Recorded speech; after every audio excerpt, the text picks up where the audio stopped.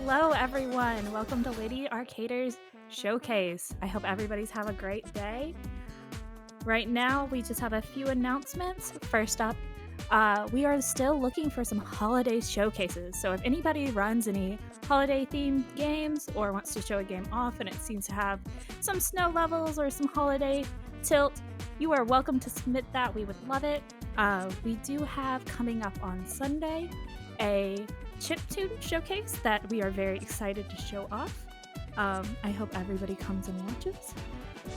And with that, I think we are ready to get into dragoR'N of Heaven on High with selcouthmind and myself commentating.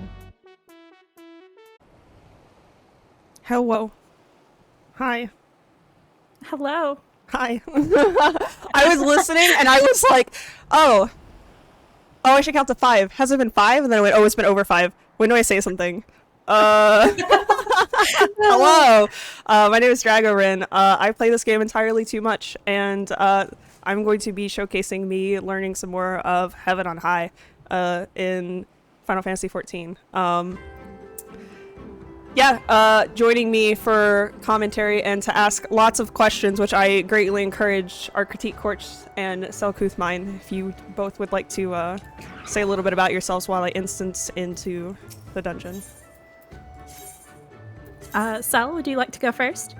Sure. So we're the Selcouth Collective. Not entirely sure which one of it is. We're a dissociative system. We know nothing about this game, so we're going to be asking all the dumb beginner questions.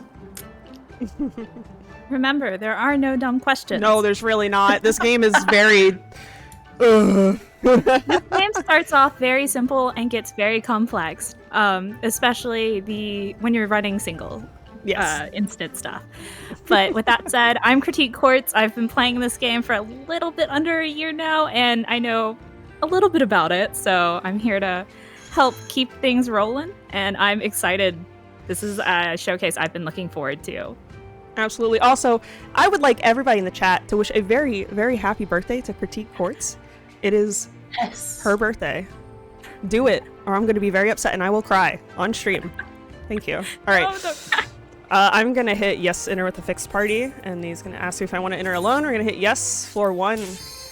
You can start the timer in 3, 2, 1, go.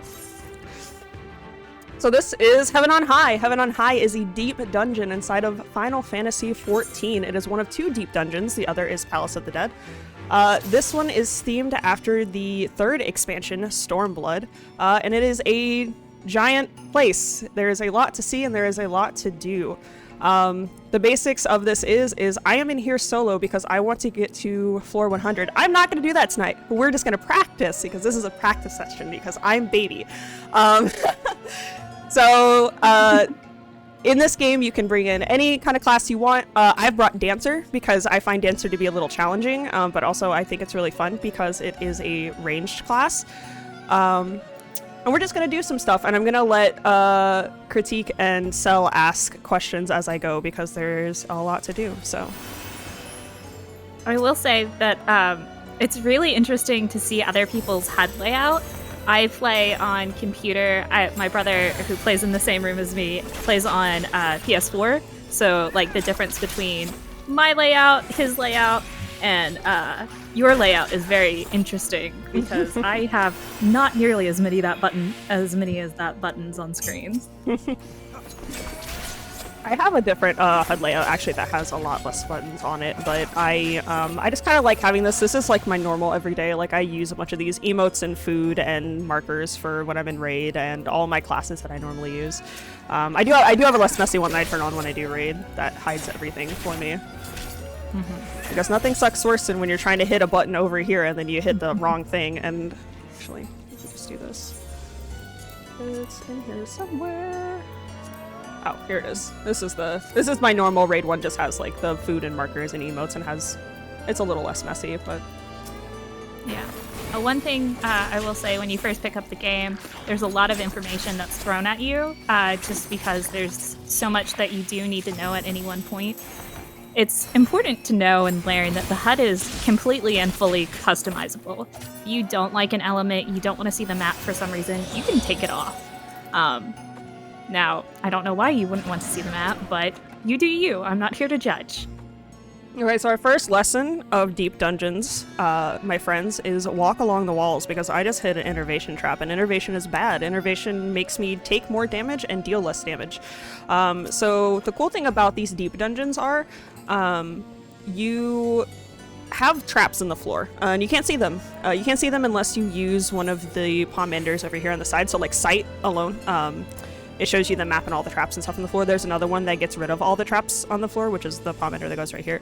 You hug against the wall because the game devs were very, very courteous in that they gave us a little bitty safe space on the sides of each of these rooms so you could not hit any of the traps. So if you literally just walk against the wall here, like dead against it, you will never hit a trap. There will never be a trap right there.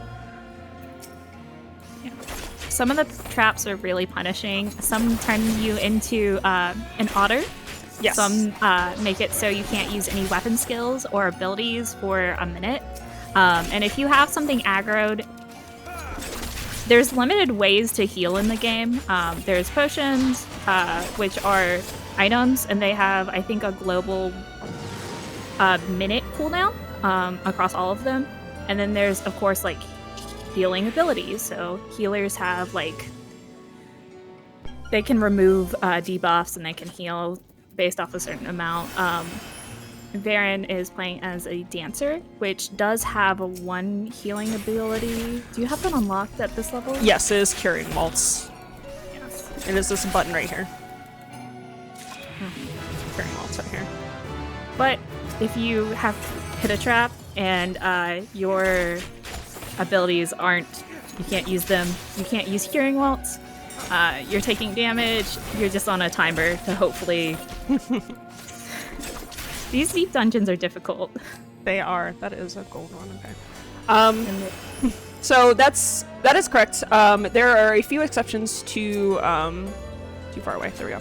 There are a few exceptions to not being able to use your abilities. You have potions in this. You get super potions specifically from Heaven on High, and then you have something called an Imperium potion. There's a version of this for Palace of the Dead also, which is the other deep dungeon. But for 15 seconds, you gain like a regen effect on yourself, and so like if you can't use your healing abilities, that's your next best friend, and no solo player will be caught dead without a hefty stack of these. I actually only have 189 from practicing so much. I've had like 700 plus at any point just to just to practice. I've been practicing a lot, and I haven't made it past 470, so it's fun. We ball. So feel free to cut in at any point. I know we can talk a lot about this game. So I will also talk any questions at all. You said that you can be turned into an otter. I don't see how that's a bad thing.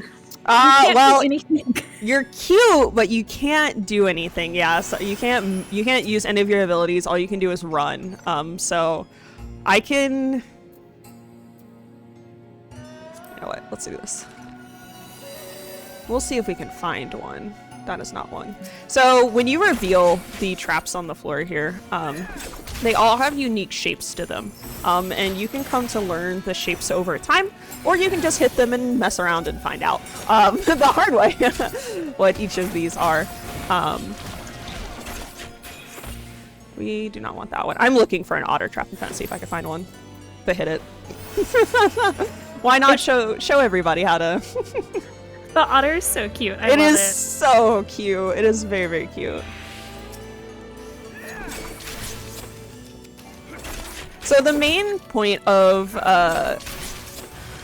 these dungeons are... Wow, he spawned right next to me. That is messed up, man. You basically go through 10 sets of floors at a time. And that is not an otter trap. You open these chests that give you palm enders that help you get through them, and it has an individual leveling system. So you notice when I started in here, I was level 60, and I gained 2 levels since then, and I will continue to gain levels until I hit 70. Once you hit 70, you stop leveling. So basically, I want to, at this point, kill as many enemies as I need to open the door, which is indicated by this key up here in the upper right-hand corner where the map is, but also enough enemies to level, because I want to hit level 70 as quickly as possible, because I want to stop fighting more enemies than I need to. There's a balance you can have between killing certain amounts of enemies and just enough to open the door, and when I'm trying to go fast, I sometimes do that, sometimes I just don't. So it's like, it's a personal preference. As people get more experience in the game, they find that balance between killing enough enemies to open the door and enough enemies to level. It comes a lot quicker than you think it does, especially since you start out at level 16 here, whereas if you start at floor 1 in Palace of the Dead, you start at level 1, and you have to work your way all the way up to 60. You might have noticed that they are skipping some chests, and that's on purpose. The duty uses a special, like, armament system. So instead of coming in with their normal weapons and armor, they came in with Aether Pool arms. And right now you can see, or not while it's loading. Well, not while it's loading. There you go. So you can see on the sidebar right there, it has Imperium Aether Pool arm plus 99. That's maxed out. You can't get any more. Nope. So that's why they're skipping the silver chest. Those chests give exclusively Aether Pool level ups. If I ran this now, my Aether Pool arms in this are probably like 5. I would want those. Yes, we would be opening as many of them as possible. And as you climb the floors and as you find that's fine, I don't need a witching. And as you climb the floors, these will have the sync symbol next to them. That's what this little thing in the corner here, and that's why it's a different color. They'll become synced, and it means that it only considers so much of your Aether Pool at one time. So I have 99.99, but like it sinks me down because I'm still only on floor 4. And as you obtain more Aether Pool, this will become synced or unsynced, and will change from white to yellow depending on how much you have corresponding to what floor you're on. And it'll also tell you how easy it is for you to get more Aether Pool. So if you're on a floor and these are not synced, you're more likely to actually get it. So when you open these silver chests, they don't always you're not guaranteed to get Aether Pool. It's like basically a random chance. I don't know the actual math behind it because my brain don't worky. I know nothing ever at any point. But it becomes easier to get more Aether Pool the higher floor you are in the... Oh, come on, man. That's cheap. No. That's cheap. He is a site aggro, though, so I can't be mad. He did turn around and look at me. It becomes easier to get Aether Pool the higher floor you are and the lower your Aether Pool number is. It is also a lot easier to get Aether Pool in Heaven on High than it is in Palace of the Dead, because Palace of the Dead, it takes forever. Palace of the Dead is a grind. Okay, actually, fun story time. The title that I am wearing right now is Lonely Explorer. It is the title you get when you clear 1 to 100 of Palace of the Dead solo. I wasn't sure what title I was gonna wear tonight because I have a bunch of them, but I was like, I'm just gonna pick this one so people have some indicator that if they know the game, they know that I kind of know what I'm doing. Yeah, it's like Palace of the Dead, the other deep dungeon of the game, is very fun to run with a party. There are certain classes that have some advantage in the deep dungeons, and I would say that if you're going to run them by yourself, you probably want to look at a guide first, and then probably pick a ranged DPS, because ranged DPS have a few advantages. First off, this, where I can pull enemies into a hallway with me. Yeah, they don't have to be in the room and actually attack something to get aggro and then pull it out, because if you're a physical DPS, you risk grabbing more than one thing, and maybe you can't deal with that. Maybe it's just too much DPS for you to either heal through or that fun stuff. And it also has Peloton. So one thing we haven't explained yet is each group of 10 floors is on a 60-minute timer, which means you have 60 minutes to clear 10 floors. And the 10th floor is kind of special, but you are exploring these rooms, and you have Sprint, which is a run ability. It speeds up your movement. And Peloton, which is a roll action for ranged DPS. So Mechanist, Bard Manther. Yeah. It is kind of like a speed boost. It's not as high as Sprint, but it's a nice little addition. Yeah, I think Sprint's like 15% and then Peloton's 10% movement speed, I think. I'd honestly have to go back and look at the wiki. I do not remember, to be quite fair. Also, you can't use Peloton in battle, so like the second I pull anything for aggro, I have to reapply it to myself. So you'll see me hitting it a lot. I sometimes hit it by the hotkey, sometimes I just click it because I'm very lazy. And it's on the 7th key, which is really far away. Yeah. Open the chest. I played through this game on the, like, not the legacy controls, the, like, default mouse and keyboard controls up until Heavensward. That was a mistake.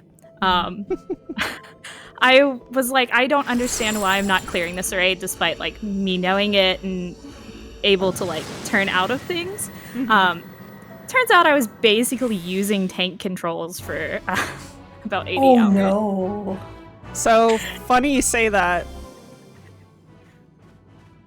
I use the standard controls. I don't use legacy. I've cleared ultimates on this, so I think it'll be fine, but it's fine. Oh, that's a Mimic. Mimics are not fun because they are generally higher level and have a lot of health. Well, that and they can give you something called Pox, and Pox is really bad, so we're gonna interrupt that. Yeah, you don't have the Pomander for that yet. No, it's fine. That's what Head Grace is for. That's what my interrupt ability is for.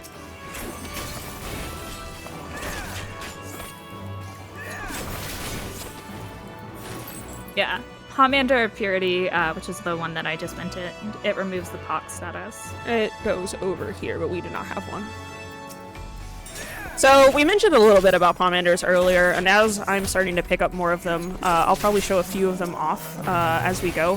The most important ones are going to be my strength and defense ones. I sadly do not. I do have a strength one. I have 3 strength and 3.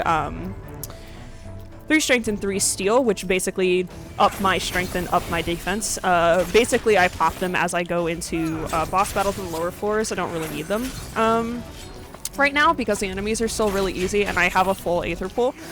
And then there are other Magicites that show me the map, which is the one that I had earlier, the Pomander site.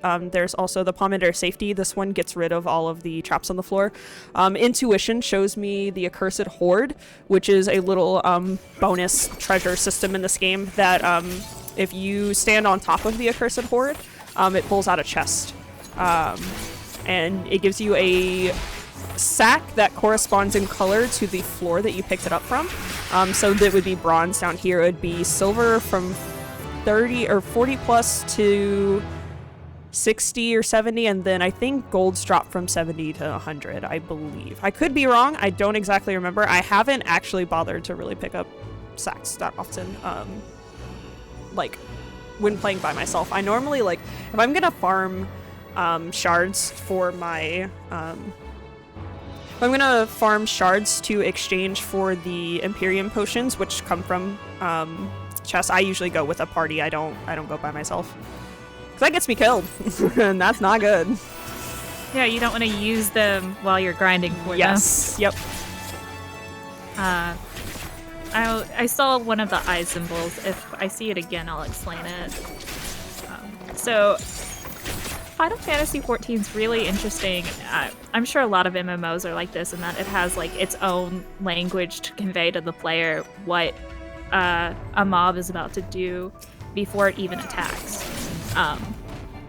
And so you see the orange squares pop up, the orange circles, those are AoEs. Against the snake enemies, there was an eye, and that's if you're looking at the mob while it finishes that attack. I think that one petrifies you. Yes, the snake does petrify you. It is a gaze attack is almost always a petrification. There are a few exceptions, like in the Fell Court of Troya, which is Dungeon and Endwalker. If you look at the boss while she has the gaze, you get a cleansable doom put on you. So it just depends on the boss, but in here, or the enemy, but in here, the snakes do give you a petrification. Sometimes there'll also be enemies that have a gaze attack, but it's conal, or it's a cleave in front of them. So that means as long as you don't stand in it, it doesn't matter. You don't have to turn away from them. There's several enemies. Oh, I already have a phoenix down. That's unfortunate. So they're a lot more common in Palace of the Dead, where they'll have the eye icon flashing on them, but they'll just have a conal attack in front of them. As long as you don't stand in it, you're fine.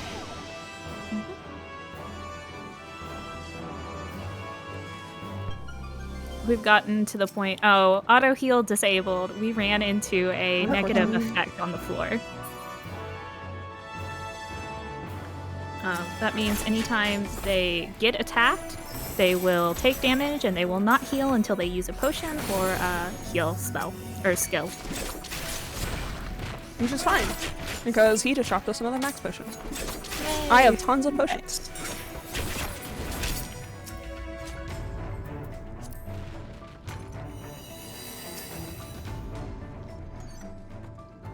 I see it. But I know, but we're on floor 9. Actually, I could. How close are we to opening the door? Door's open.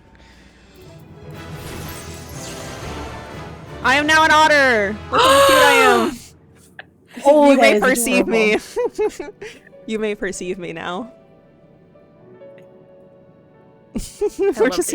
We're gonna stand here for another 15 seconds. I saw it and I was like, oh, I don't want to, but then I was like, how close are you open the door? Okay, yeah, I'll do it. I think that's one of the best things I've seen in a video game in a long time. It's very cute. In House of the Dead, it just turns into a frog, which I think frogs are kind of cute, but they're not as cute as the otters, honestly. They're really not. No, the otter is great.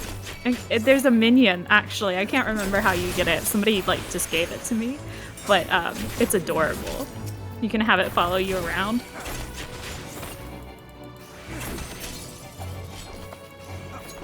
Despite the floor being open, he does need to fight his way through the rooms, just so that he can actually access it. If he aggroes anything and is standing on the move, like the circle to move to the next floor, it will not let him. I am gonna grab this last golden chest though. Hey, finally got a purity. Let's go. Yay. Nice.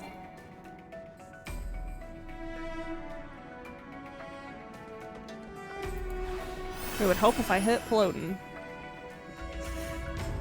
Just a little teeny tiny bit. So, all the floors, are they the same every time, or is there variability to them each time you enter? No, they're different. They're different every time you enter them. The main gimmick of the deep dungeons is that the floor maps are never the same, even the backgrounds between certain sets of levels. So once we get deeper into other levels, even the room lookout, like the way it looks, it's stylized, will change also.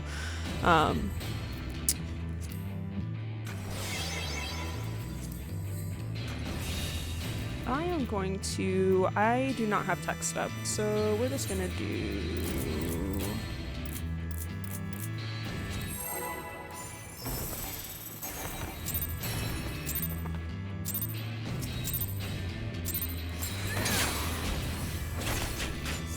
So I always give myself a countdown there because as a dancer, I have certain dances that happen. I should probably hit Devilment, that'd probably help.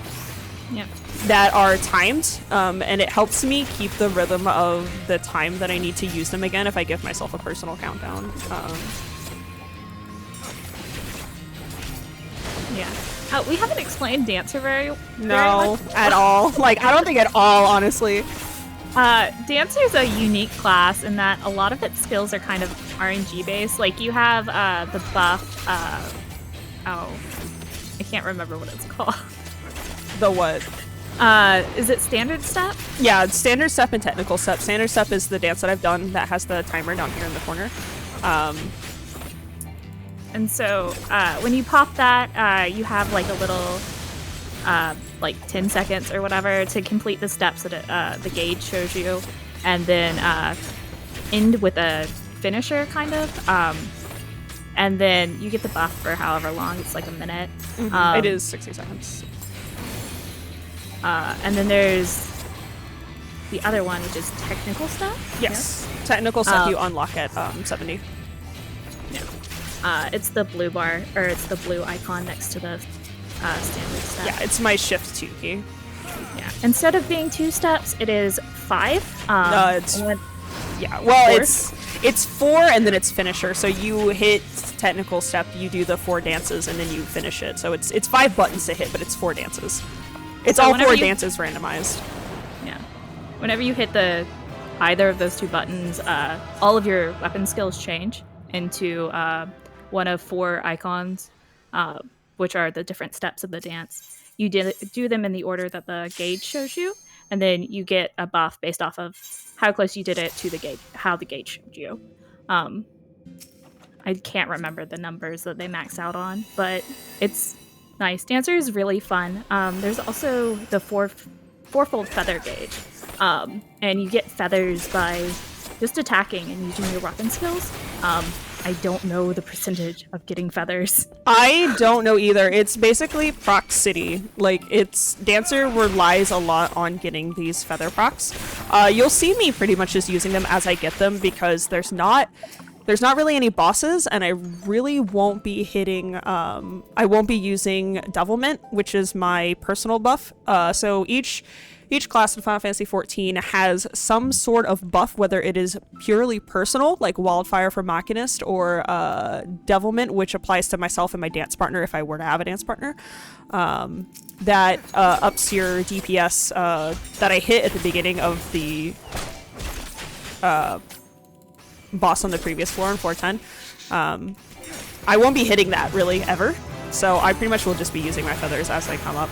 And they are an ability on the OGCD. So in this game there is the GCD. So all of these buttons I'm hitting, my 1, 2, 3, 4 down here, you can see that there is a little clock that winds on them. That is the time that I have until I am able to use any ability that is on the GCD again. So if I hit my 1 key, I have to wait till it lights back up, and then I can hit my 2 key, etc, etc. The feathers, which is called Fan Dance, Fan Dance 2, 3, and 4, are on the OGCD, so I'll be hitting them intermittently between other buttons because it does not cost me any time to use it. GDC is global cooldown. Yeah. Oh, GDC is off global cooldown. Yes. The stuff on off global cooldown usually has like a timer for itself, like 30 seconds or 60 seconds, that you have to wait for it to finish in order to be able to use it again. And sometimes they're just literally like a half-second proc. So the dances inside of... I'm gonna go check if there's a gold... Oh, there's the Accursed Horde. Let's go. The Pomander of Intuition is the thing that lets you find the Accursed Horde easily. Otherwise, you can just kind of stumble on it. Or sometimes the floor doesn't have one. Yeah, sometimes the floors do not have one. It is completely random if a floor does have it, and the intuition just tells you if there's a Cursed Horde on the floor, and it will show it for you.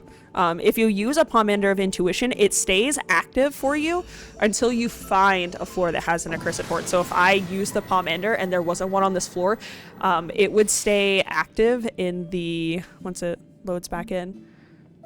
The little corner over here that says item effects, it would stay active in this item effects corner over here until I found one that... or found a floor that has the Accursed Horde on it. And what is the Accursed Horde? The Accursed Horde gives you... oh, they don't show it in here. It shows here. It's a piece of the Accursed Horde. So when you leave the dungeon, depending on what floor you found the Accursed Horde on, it gives you a sack that I was talking about earlier that's either bronze, gold, or silver. And then when you have the sacks appraised by the people outside of the dungeon, they can give you random things. It can be... sometimes there's materia, which is something you affix to your weapons in the main game. It can give you... minions. It can give you clothes. Sometimes they give you random like weapons maybe in the higher sacks, like gold sacks or whatever. I don't remember what gold sacks drop, to be quite fair. I have not opened a lot of gold sacks from Heaven on High, honestly. I've not found a lot of them. I don't normally try to find the Accursed Horde when I'm on higher floors because I'm trying to just go. So occasionally you'll see something spawn in front of him. It is unfortunate, but while you're on a floor, enemies do not stop spawning. You could run through every room, clear them out, and then have something spawn right behind you. So it's the game's way of encouraging you to keep moving forward and not waste too much time on one floor.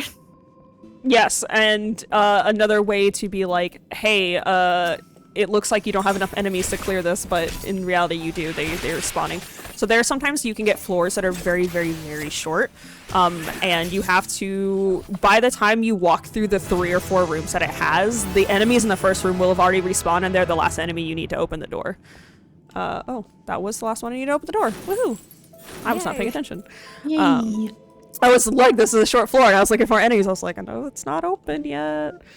Even though I'm colorblind, I can still kind of gauge how, like, by how dark the key is, how many more enemies I need. I can usually gauge, like, a couple, within, like, 1 or 2. There are some people who, like, know how to read it perfectly, and they're like, oh, it's this shade, I need, like, this many enemies, and they just get it right. And I'm like, how? It still feels semi-random, but I don't know how to do it. I'm gonna be honest, I thought there were 3 states. There was this, like, dark one, and then there was, like, the orange, and then there was the, like, bright blue of it being open. I didn't know it changes saturation, actually. It's like a saturation spread. I didn't notice it until one of my good friends, Mr. Demon Smalls, pointed it out to me. And I was like, what? I was like, how do you know if it's gonna open? He's like, oh, the key changes color. Like, you can see, like, it's really bright right now, but it's not the bright that we want.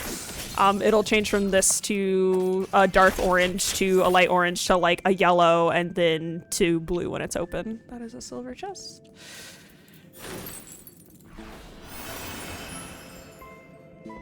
We haven't had any explosions yet, have we? No, I have not stepped on explosion trap. I will eventually, though, because I do get a little greedy about sticking to the sides of the wall on the earlier floors.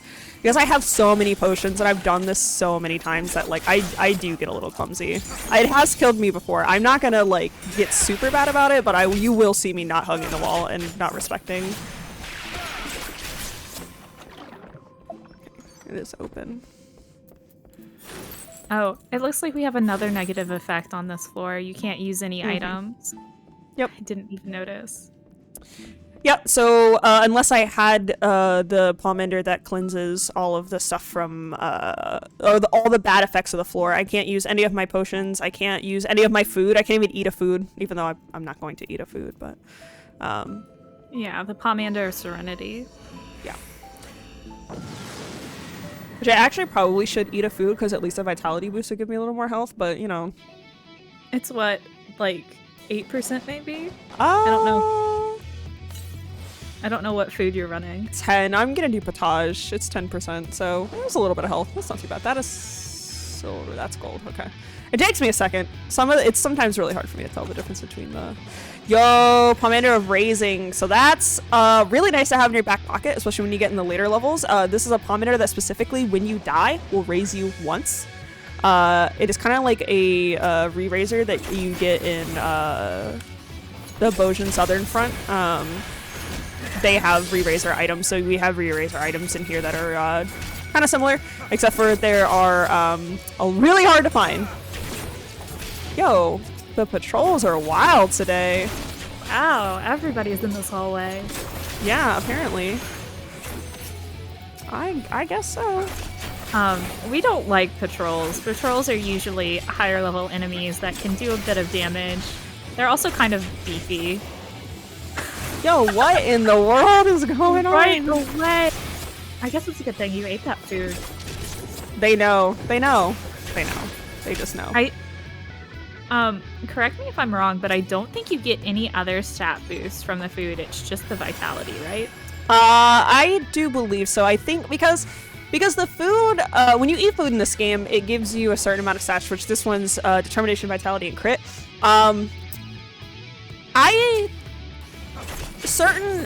Certain foods give you certain buffs that are like synced to what you're doing. I always eat food for the vitality buff in here, but I actually have no idea if it does anything for my like regular stats, like just playing in Heaven on High. I have no idea. I should know, but I just always eat it for the vitality. I literally don't care otherwise. They are avoiding the silver chest, but they aren't avoiding the bronze one, which that one was, because the bronze one can give potions and the phoenix stuff as well. But so she doesn't need And to a pot shard. They don't take it down. Yeah. Yeah, and the pot shard. So if I, on the lower floors, I'll do it. I will not do it on the higher floors. I'm not taking that chance. And 70, so now all we have to do is kill the things to open the floors from now on. We are max level, which means I have to actually do tech step.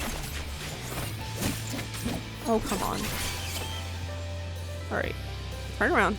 Yeah, turn around. Stay turned around. Stay turned around. Don't look at me. Do not perceive me. Okay, cool. Unfortunately, you can't just move to the next floor right away. You have to wait for 3 seconds in that circle to get auto-transported. Yeah. Oh, we got treasure 4. Let's go. I only have 1 petrification and no magicite, so we're gonna play the waiting game. We're just gonna go through here normally. So unique to Heaven on High are treasure floors. These are completely open floors that have the same requirements. You still have to kill a certain amount of enemies to open the door. But the problem is there's fake doors with traps on them, and you do not know which one is the real door until you step on it and trigger the trap. Do the pomanders work to reveal them? Mm-hmm. Okay. Yeah, so if I were to use a pomander of sight.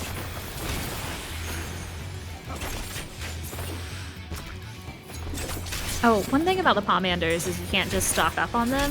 You have a maximum of 3 of each type, which is a little unfortunate because sometimes you don't really need to use a pomander. You'd rather like just hold on to it and stockpile them, but use it or lose it. Yeah, at that point, it's always better to use it if you have... Oh, well, that's fun. Oh no.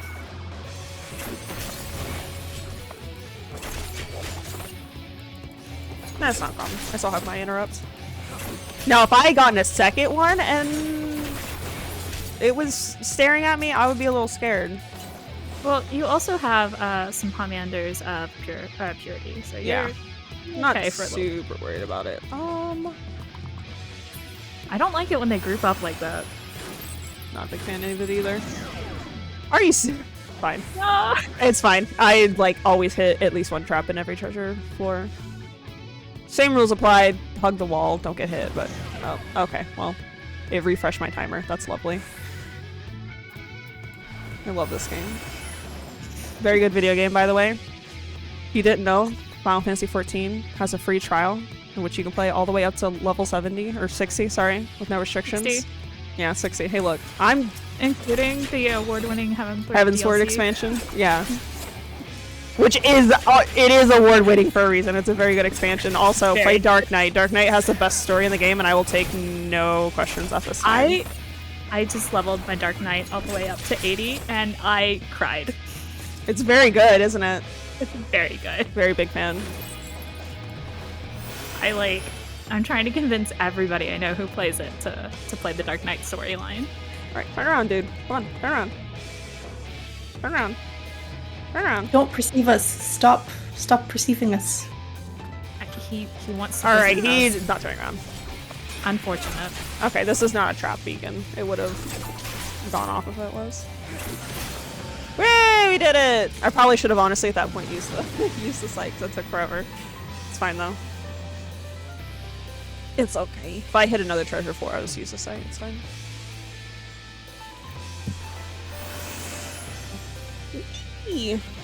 I don't have chat open or looking at it, but if you guys see any questions or somebody wants to correct me on something, feel free to let me know. I don't care. I'm wrong about a lot of stuff in this game a lot of the time.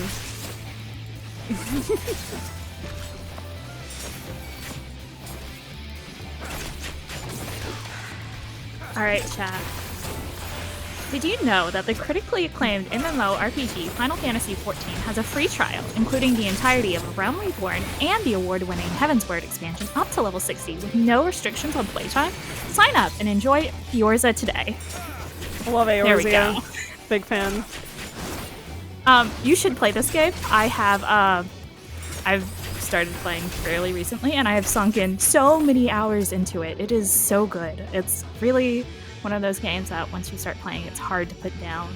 It is. I have 123 days of playtime in this game, and that's not even scratching the surface of like most of the people I play the game with who have like like a year plus of actual solid game time, like 360 plus 5+ days in this game, and I'm just like, holy shit.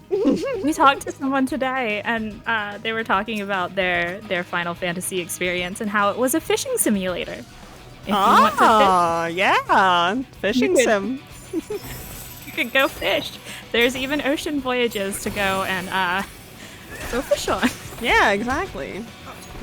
There's if you want to get involved in the real estate market. Oh lord, yeah. Oh no. Housing in this game is a thing. It is a trap. Do not do it.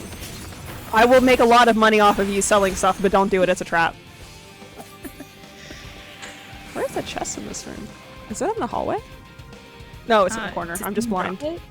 Nah, it's... Sometimes enemies will drop chests in the hallway when they die, and it'll say it's in the room and you can't find it, but it was just in the corner. I'm just blind. It's fine.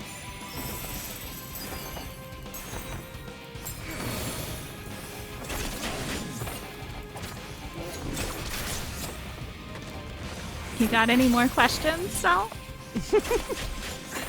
You can literally ask me anything about this game. Like, it can even just be about, like... literally anything you want to know. I'll talk about this game for hours, which is what I'm here for. If not, I can ask questions. Feel free. I'm just admiring Catboy at this moment. Oh, that's fair. I'm a big fan of my cowboy. I can't open like my full menu to show him off, but I can like turn my camera here in a second. Big fan of my cowboy. This is my pretty bog. He is very pretty. This is my original dancer outfit.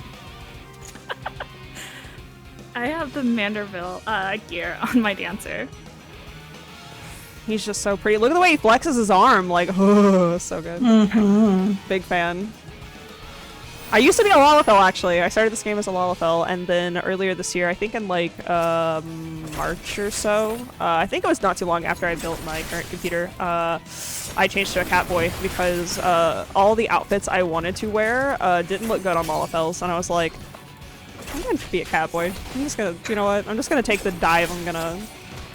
Okay, wait.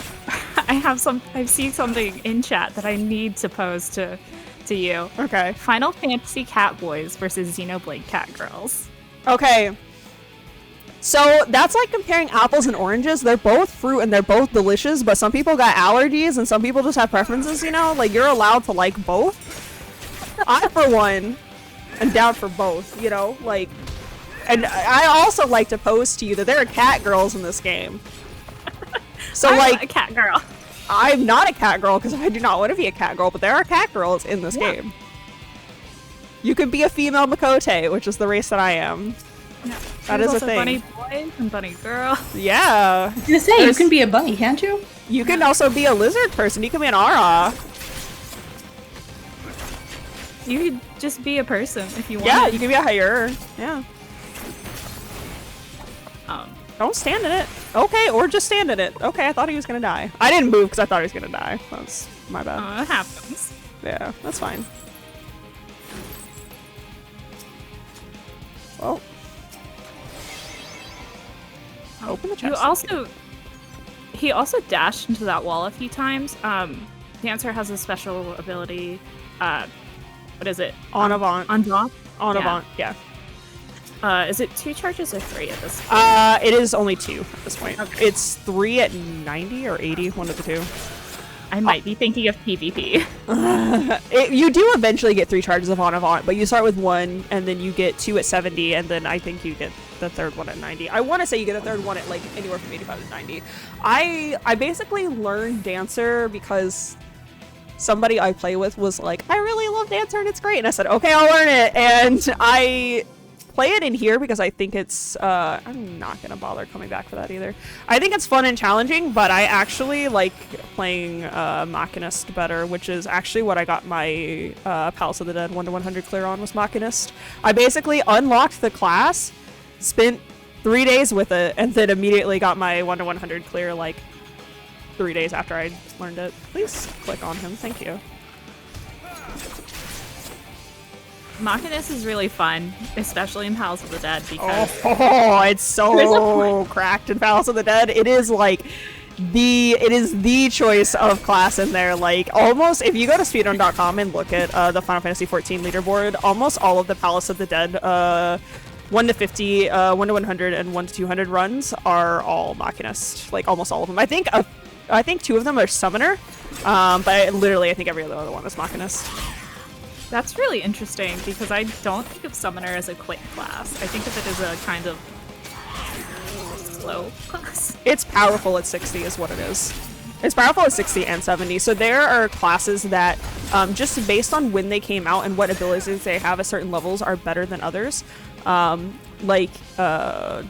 guess like my biggest example is in the Weapons Refrain Ultimate, Summoner is cracked. It is like, if you don't have a Summoner in your group, you're not getting a speed kill. Like, that's just ain't happening. Summoner is so good.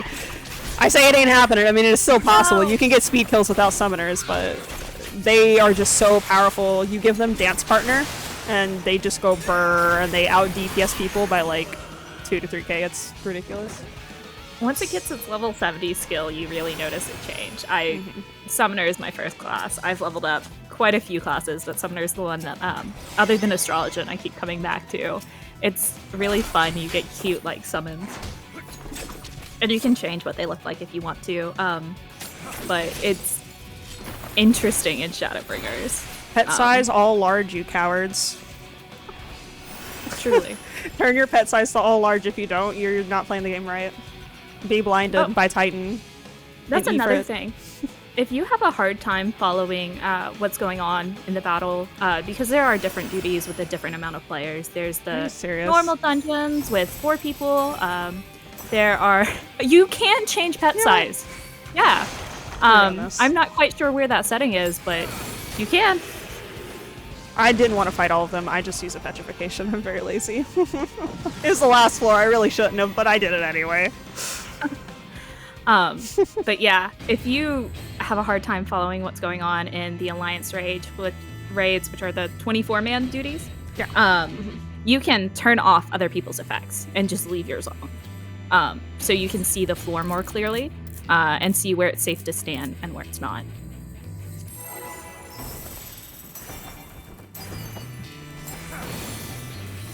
Oh, I just looked up the SRC page for this game. I don't think I've ever seen such a massive list of runs. Yep. It's so long. I mean, it's there. It's one thing about this game I really love is that there's so many different ways to play it. If you just want to go level up your crafters, you can level them up 1 to 50 after you unlock all 3 of the main areas. I think you need to get to Corinthus. So yeah, I think you need Corinthus, but 4. But yeah, you can just go craft for a little bit. You do have to eventually do the main story if you don't want to buy a boost or something, but I mean, just go in the firmament. Just go in the firmament and do the crafts like I do, and then all your stuff will be level 60, and then you'll never do anything with them ever again. I mean, I can't believe I also got hit by that paralysis. I literally just wasn't paying attention. It's gonna be real. I was standing too close and was not paying attention. I did it again! no. I was literally just I should have just moved off more to the left. It's fine. It looks like Cat Girls won the poll. Yo, cat girls. That's fine. You know, you can be wrong. It's okay. Although I'm sad, whoever made that poll spelled Catboys B-O-Y-S. Oh. Crime. It needs to be B-O-I-S. Yeah, exactly. Cat Girls ate all the votes because a misspelling on the pollster's part. We'll blame it on that. Although, we'll say, if you're gonna play as a bunny in this game, be ready to not wear hats. Yeah. I've heard that.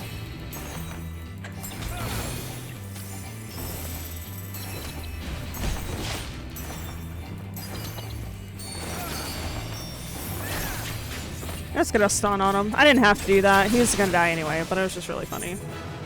No. I do not want the fishing boat. I want to leave. So what is a duty? A duty? So a duty is anything that you can enter into. It's like any dungeon, any trial, any raid always is considered a duty. So if you like go to your friends list and you see somebody's like in a duty, it'll tell you what they're in or whatever. So anything that you can, like any instance you can enter as a duty. Also, the floors have changed. We're on level 20. Different look. Just to keep things fresh. So there's the dungeons, which are 4 people, and if you enter them synced, it'll bring your level down to whatever that dungeon is. So, for example, this is actually true of all duties. Varen's dancer is level 90, right? Yes. Okay. My dancer is 90. So if they entered the first dungeon in the game, they'd be synced down to level 16, and they would only. Gross. They would Satasha. only. Yeah. You played about 1,000,000 times on leveling roulette. Mm-hmm. You know that place like the back of your hand. Unfortunately, yes. So they would only have the handful of skills that dancer would have if it was 16. It gets a little funny with the classes that start out at 30, 50, 60, and 70, because those were never like level 16, but the devs have programmed in like a fake level 16 for them, so they have a certain amount of skills available. Yeah, so and even if a class starts at 70, like Reaper, Reaper's my main like DPS class that I play in the game right now. Even though he starts at 70, he has abilities that sync down. So your abilities, I can actually turn it back on. It'll make more sense if I turn it back on. When you highlight over each of these skills, it'll tell you acquired and then a level next to it. So even if a class like dancer starts out at 60, even if I start out at 60, I still have these abilities that will be able to be synced down to a certain level because they say that they're acquired at a certain level. So even if you start out at a higher level, you still have abilities you can use at those lower levels. Yeah. And dungeons are 4 people, so a tank, a healer, and then 2 DPSs. It doesn't matter what type of DPS, any combination of them works. And then there are the trials, which are 8 people against usually 1 big first boss. Yeah. And that's 2 tanks, 2 healers, and 4 DPS. 4 DPS, yes. And then alliance raids, which are 24 people, 3 parties of 8. 1 tank in each party, 2 healers in each party, and 5 DPS in each party. Raids, which are the same as trials, basically, but separated. And those are 2 tanks, 2 healers, 4 DPS. And then there's some other weird duties, like House of the Dead, Heaven on High, which have their own separate system. For example, if we wanted to, we could enter this as 2 people, or we could get another friend to join, enter as 3 people, or we could enter as a full party of 4. Obviously, they're running this solo right now, so. And then there are, like, Eureka, which I think is... So, Eureka... Well, Eureka can be... You can pre-instance in with a party of up to 8. Because there is the 24 plus man raid, Baldessian Arsenal.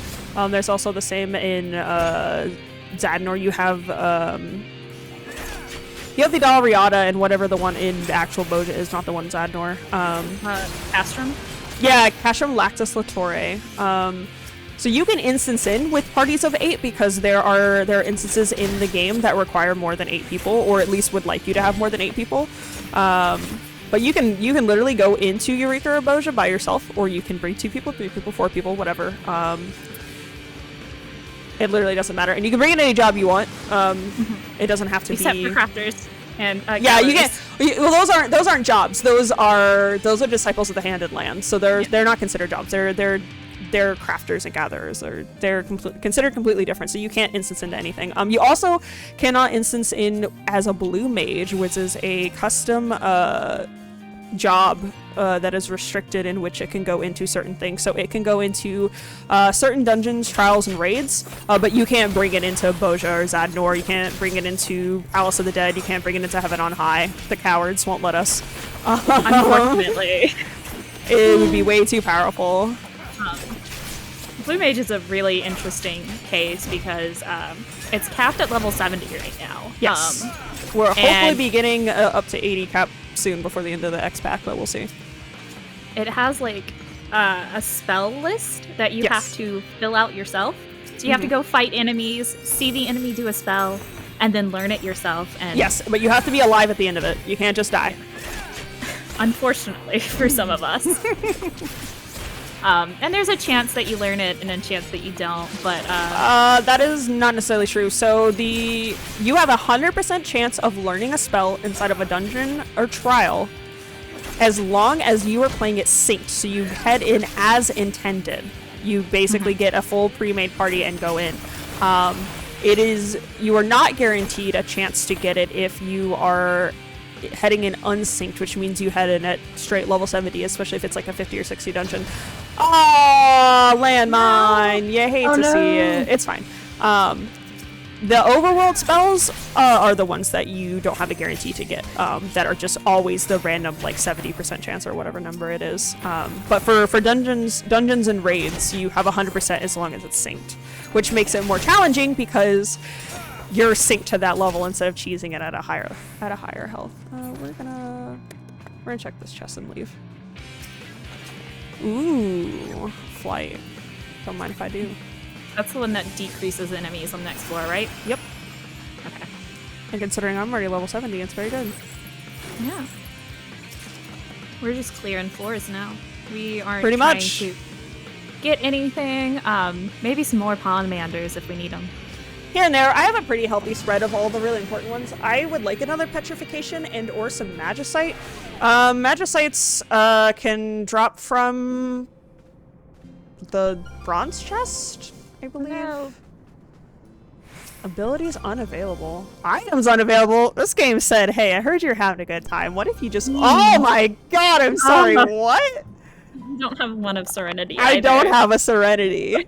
Oh, this is brutal. This sucks so bad. Alright, okay. So are these effects like random then? Yes. Yeah.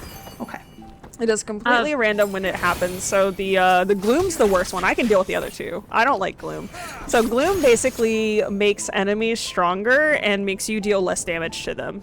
Oh dear. Which sucks. Yeah, it sucks real bad. Especially with like, I don't have my ability, so I can build up my feathers, but I cannot use anything that's like, I can't use my fan dance or whatever. I can't use my feathers, which is where a lot of my power comes in. The passage is activated though. That is a silver. You know what? I'm not taking the chance. I'm not doing it. I can't even use Peloton. Sucks. It sucks so bad. No anything for me.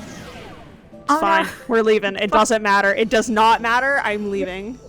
Just get out. I'm going home. Yes, okay. I was worried something was gonna spawn on top of you. I mean, if it did, it's fine. It's not a big deal. I have stuff and I believe in myself. Yeah, floor 25. Oh,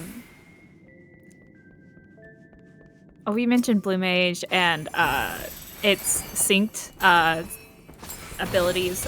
If you go into a dungeon synced, you get a 100% chance to learn the spell. There's a really useful tool in Final Fantasy that it took me way too long to kind of discover. Called Party Finder. Unsync the content Party Finder, friends. It'll save you a lot of time, a lot of headache, and a lot of crying. Yeah. I played through the entire game up till Heaven's Word, and I was like, I don't know what Party Finder is, and I'm too scared to ask. Oh, you could have asked me anything. What are you talking about? Liar. I know, right? But it basically just says, hey, this person's looking for a party to go do this duty or dungeon or instance or even just run around the overworld and do some fates. And it's really Hunt just useful trains, for stuff fun. like that. Yeah. Just really useful for filling out a party really quickly and getting things done in game. Yes, it is. It is the fastest way to get. Well, I want to say the fastest. So you use Party Finder when you want to do content, but you do not want to sit in Duty Finder. And Duty Finder is the game's default way of saying like, hey, I have this content unlocked and I want to play it. And then we have things called roulettes, which allow us to level jobs quicker because it gives us bonuses for queuing up for them. And then that's the balance for people who do something that we call hard queuing, is when you go, hey, I want to do this content, and you queue it in Duty Finder. Party Finder, though, you can put up a party and say, hey, I'm specifically looking to do this content, and I would like this many people, and I would like this or this kind of classes or jobs or whatever. And we're doing it for this reason, which you can set it to like loot or just duty complete or practice or whatever you'd like. Hello, fan brother. You're in the hallway. And it's a lot easier to do the more uncommon raids and trials that way, especially like the current all the Manderville stuff, which is story content in the game. Some of the trials that you get later on in the later bits of the story, not a lot of people have unlocked, and not a lot of people are eligible for it. So when you try to queue it up into roulette, you're probably not going to get it popped, and you're going to sit there for hours. So you can go into Party Finder and say, hey, I'm trying to do this trial, and set to duty complete, and then people, if they feel like it, will join you. That's the only downside, is there has to be people who want to join you to do it. Yeah. It's like completely voluntary to participate in. You don't even have to know how to do it if you don't want to, but you should. You should know how to party fight. Yeah, people can set it to like beginner/first timers welcome. That's a setting you can set on. It has a little sprout icon next to it. Or you can just set to like farm party, like please know strats or watch a video or whatever. People usually say like in the Party Finder if they want you to do it. So like if it's like set to loot duty complete, it's usually like, hey, we want people who know what they're doing. You know what? Or there's achievements for each tank class for doing a certain amount of high-level duties. It's, I think, 300, which is a lot. And so you can set up a Party Finder to just kind of like grind out those duties to get that achievement faster. And people will do that. And you can clear some trials in like a minute. So you can get a bunch of them done really quickly with a full party. Instead of doing it the hard way, which is what Yoshi P intended. Earn it the hard way. Which I'm gonna do that over time. I don't really care to like actually get the mount or the achievements or whatever from it. I don't care. I'll get it when I get it. I only have one tank at 90 anyway. I don't really care. I will say, if you are somebody who doesn't like DPS rules, tanks and healers are very quick to level up. Extremely quick, and great way to farm comms. I have 3 of my 4 healers all the way up to 80. Nice. I have 1 all the way to 90, and that's it. Because it's not that I don't like the other classes, I just don't want to learn them because I'm very lazy.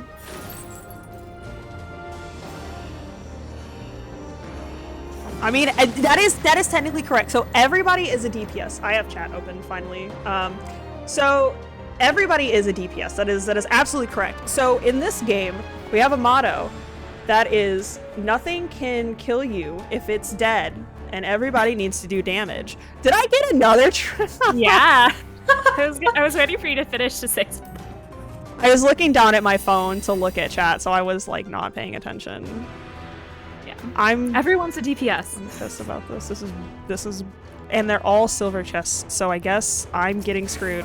Yeah. So everybody does damage. It is important that everybody does damage. It is less important for like, tanks and healers to be constantly doing damage because sometimes you need your tanks to do a mechanic, or you need your healers to heal people, and that takes precedence over like doing damage. But everybody should be doing damage, and that is something that it takes a while for people to really learn in this game, because a lot of times you'll find healers in dungeons who just stand there and cast Cure, and you get a boo-boo, and they're like, Cure, and then they just stand there and wait for you to get another boo-boo and Healers. do nothing.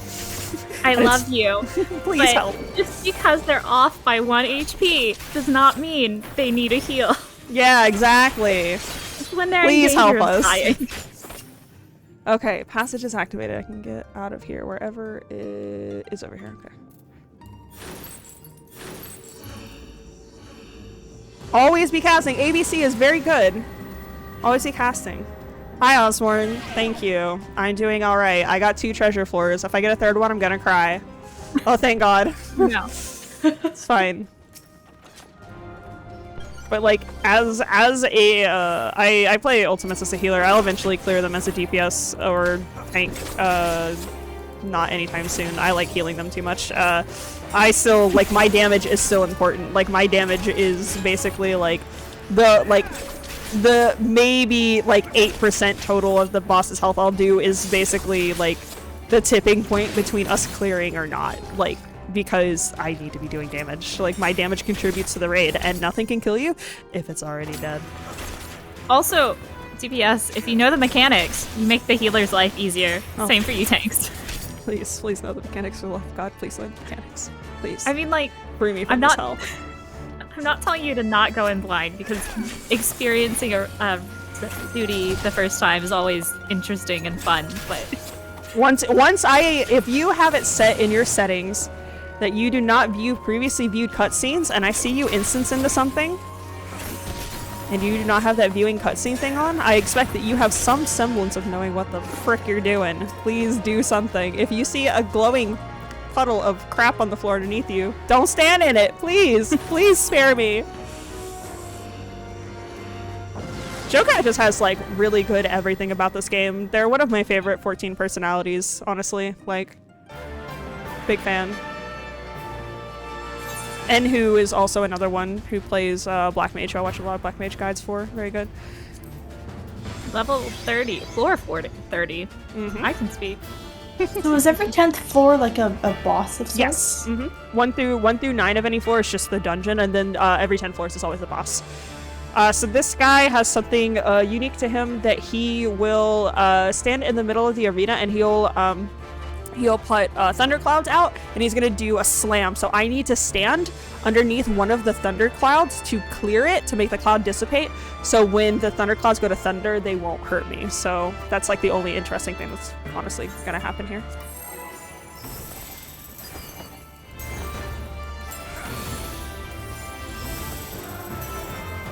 I haven't heard this theme in a very long time. I don't play this game with BGM on, so this feels very strange. I play the game with no sound. There is one trial in post ARR that is... You can get knocked off a boat, basically. It's very nice to have sound on, so you can hear when the queue is. Oh, I didn't. I messed up. It's fine. I forgot that he follows you and stomps with it. I usually leave him in the middle, but I was like, I'm just gonna pre-position. No, you can't do that. I'm silly dum-dum baby. That's okay, though.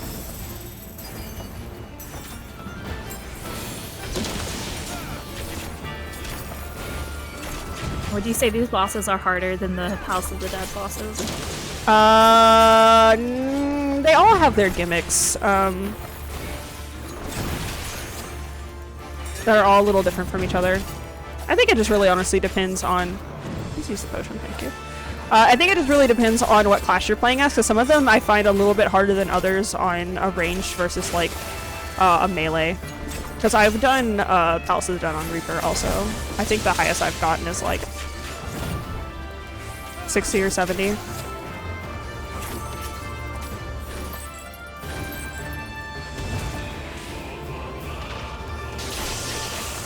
Oh, I can't use float. I need sprint. I hit the wrong button. There we go. That's fine. Another reason Dancer is really great is because it has so much mobility. You can kind of just dash around the battlefield super quick if you need to.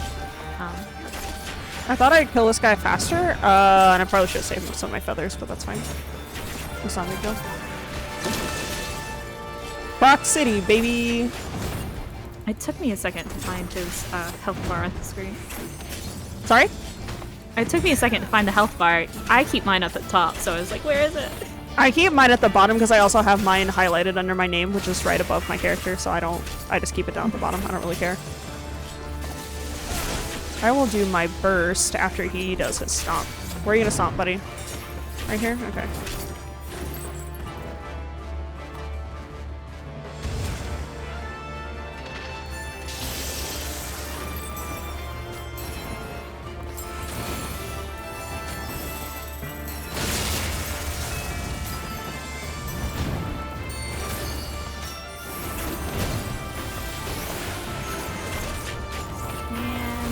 There we go. Oh, that wasn't that bad. That was not that bad at all. So this is gonna say that I'm done because technically, because Heaven on High is only 100 floors, it considers you done after floor 30, and I'll have to instance back in, but that's fine. Yeah. So it sends you back out here to Onokara, and I'm gonna talk to this guy again. Enter 31. Boop. Let's go. Alright, now I have to, like, actually not heck up because these enemies are a little bit harder. Not, like, a super large amount. Just enough to, like, they're a little spicy. Floor 40 is pretty much where I'm gonna be, like, hugging the walls and crying for my mom. Are there any enemies in this set of floors that are scary? No, not really.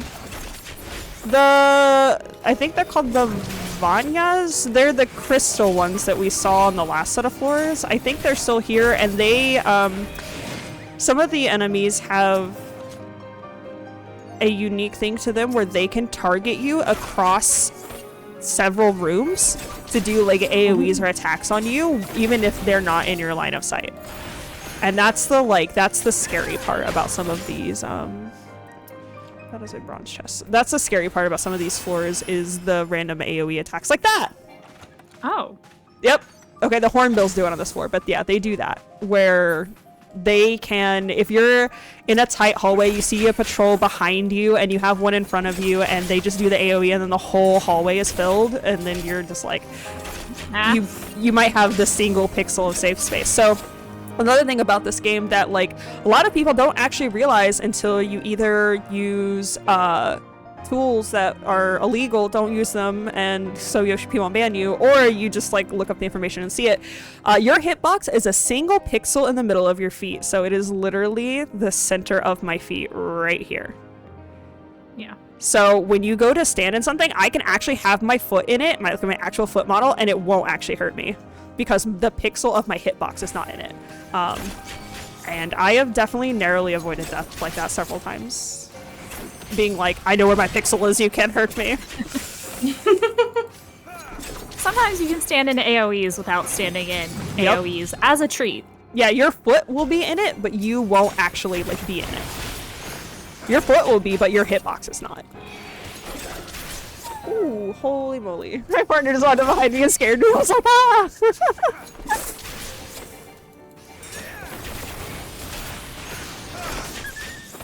It's really great on raids and stuff where you have, or DDs where you have basically the full floor covered in AoEs that are about to go down. And you just want to stand in one of them because sometimes you can't avoid taking damage. Yeah, picking and choosing your battles of, like, where you want to, like, get hit or where you want to stand is really important to like just like to take the least amount of damage. There are also mechanics in this game where you have to stand in something because it is the mechanic that you're supposed to do. It seems really silly, but it's a thing. I have died so many times to Megadeth. It is unfortunate. You're supposed to stand in the puddle. Puddles, please. Yeah, so, like, that mechanic that Critique just said is Forgal's Megadeth in the Weeping City of Mach. he does something called Mega Death, and he puts these puddles, these green puddles, out as mechanics earlier in the fight, and if you stand in one of them, you get zombification. If you stand more than one puddle at a time, or consecutive puddles, you get zombification, like you turn into a zombie and attack your teammates. But if... Whoa, that was weird. If you stand in just one of them, it gives you the slight, it just gives you like the beginning phases of zombification, and it completely allows you to dodge Mega Death because it can't kill you if you're already undead. So that gets a lot of people, and I actually have a macro for it that tells people to stand in the green gunk so they don't die. It's, here it is, foregone Mega Death right here. I literally have a macro for it, so I don't have to raise a bunch of people off the ground. That's great.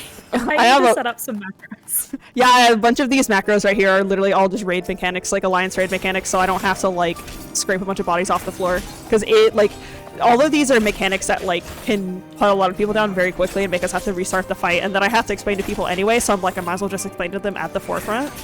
So I just slam a macro that makes a sound effect, it's usually sound effect 7, and says, hey, do this mechanic this way. Yeah, a lot of the times, I'm a Sprout, so I really can't talk. You'll run into Sprouts, which are new players who don't know the mechanics of either the duty you're in, or they just haven't seen it before. And so if you're either a mentor or somebody who's run the duty before, you're going to spend some time explaining some mechanics, so you don't have to drag them through it the hard way.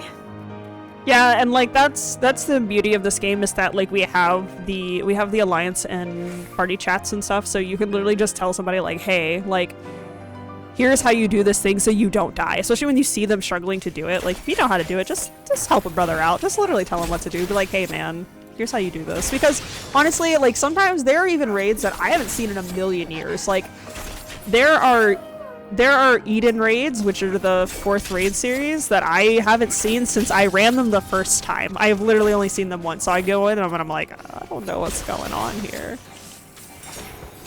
I'm running those now. They're very good. Let me know when you're close to finishing them, because I love 10, 11, and 12. They're very good. Okay. That is true. Saba is correct. Non-zero units can be prime. The prime numbers are 2, 3, 5, 7, 11. Look at your health. Follow his instructions. That's what my macro says. Computation is fun. So there is a... is it the... Saba can remind me. Is it the lighthouse? Is it the lighthouse? I don't remember. It's either the lighthouse and is it the light that has the construct 8 in it? It's one of the two.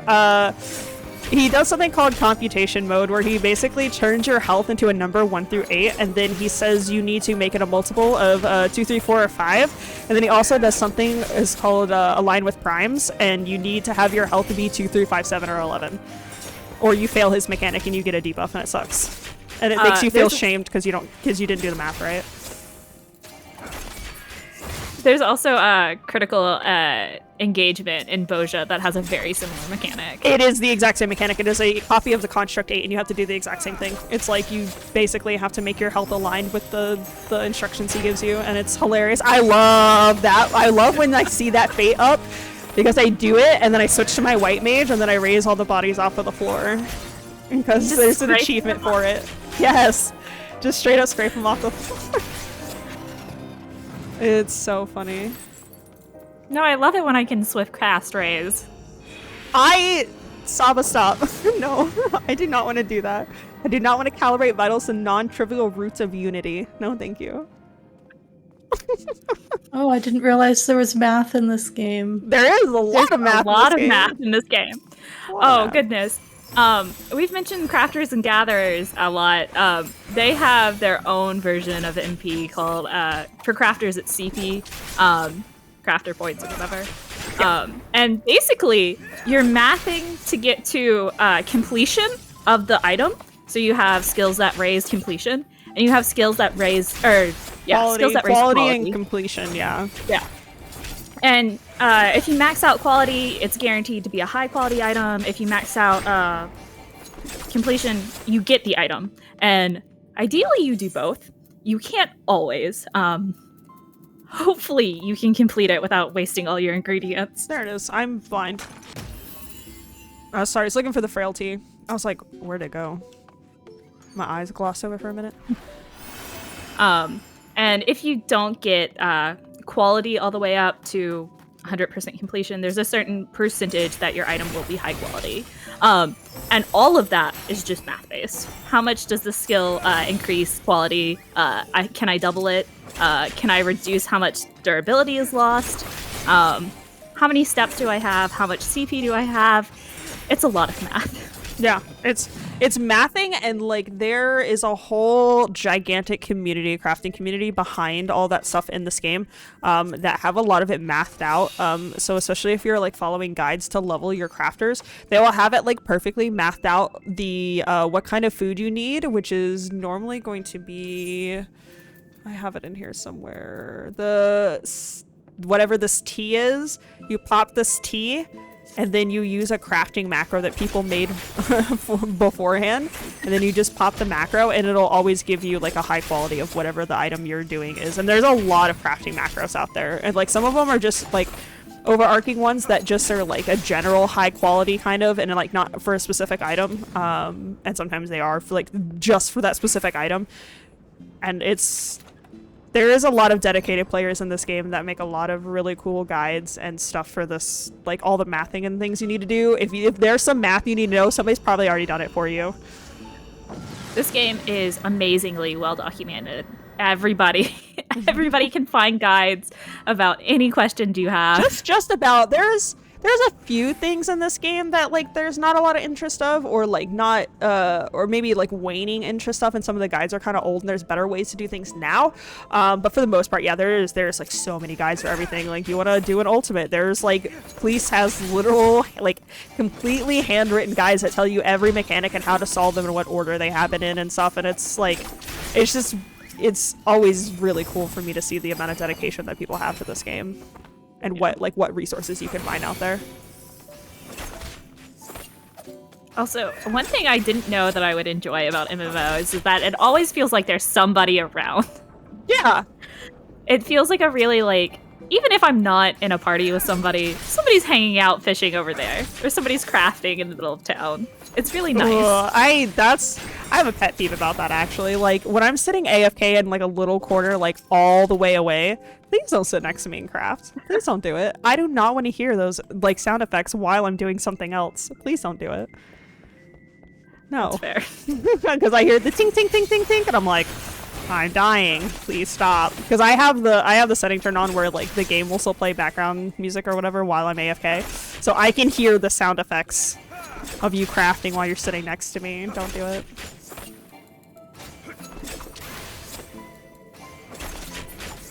Okay, hopefully this guy will be it.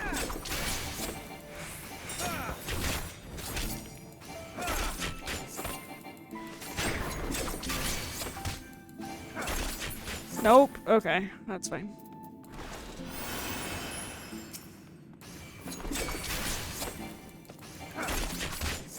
Unfortunately, unless you use the Pomander that maps out or shows you the map, you have no way of knowing where the enemies are. So you could walk into a room with 5 of them, or you could walk into a room with 1. That's part of the reason why ranged DPSs are just so useful, because you can pull people into the hallway. Yeah, which is good.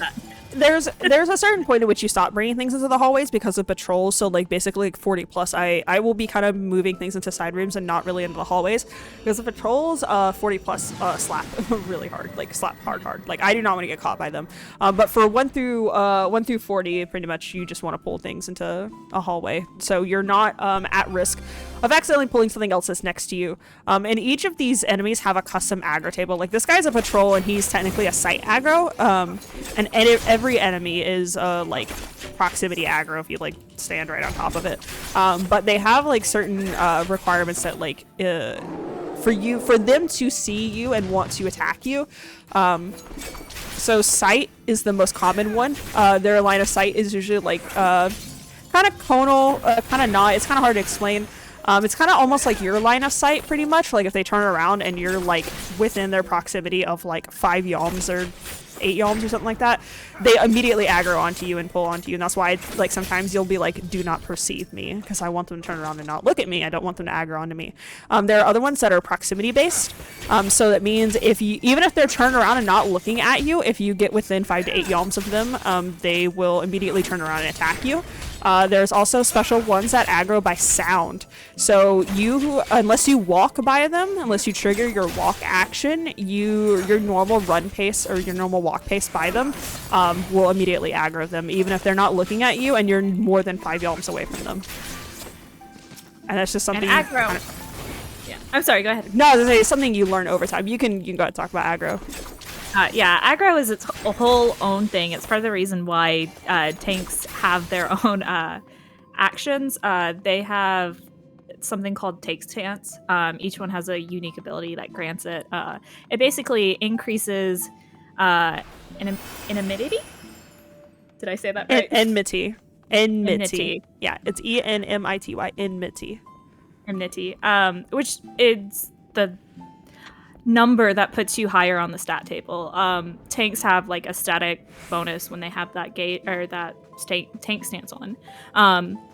Healing generates it. Yes. Damage generates it.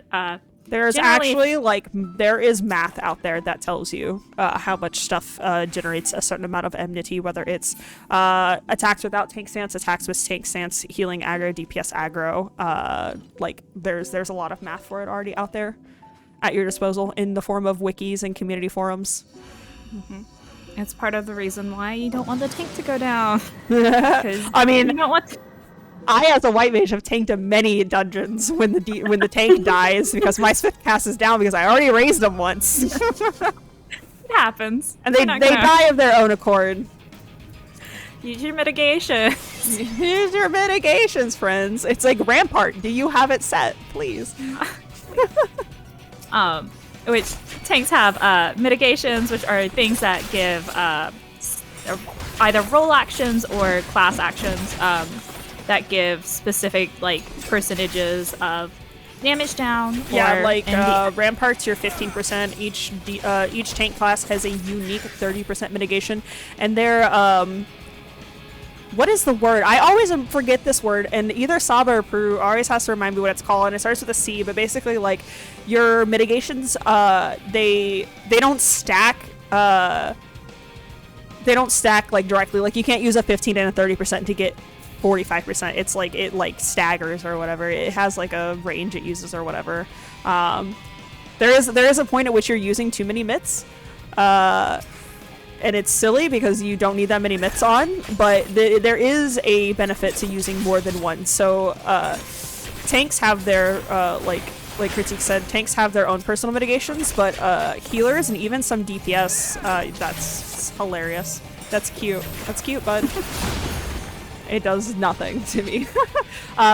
Healers and even DPS have their own mitigation. So I have Shield Samba right here, and if I press it, everybody in my party that is within a 15 yalm range of me, I think it's 15 yalms, gets a shield that I put out to people. So there's a balance between everybody's either personal or party mitigations that help out the tanks. There are even in the current Savage Raid series, which is the current hard raids, there's times where there's a tank buster that comes out that's an attack that's specifically meant for the tanks that I'll put my feint ability on, which is something melee classes have, and it just helps mitigate damage.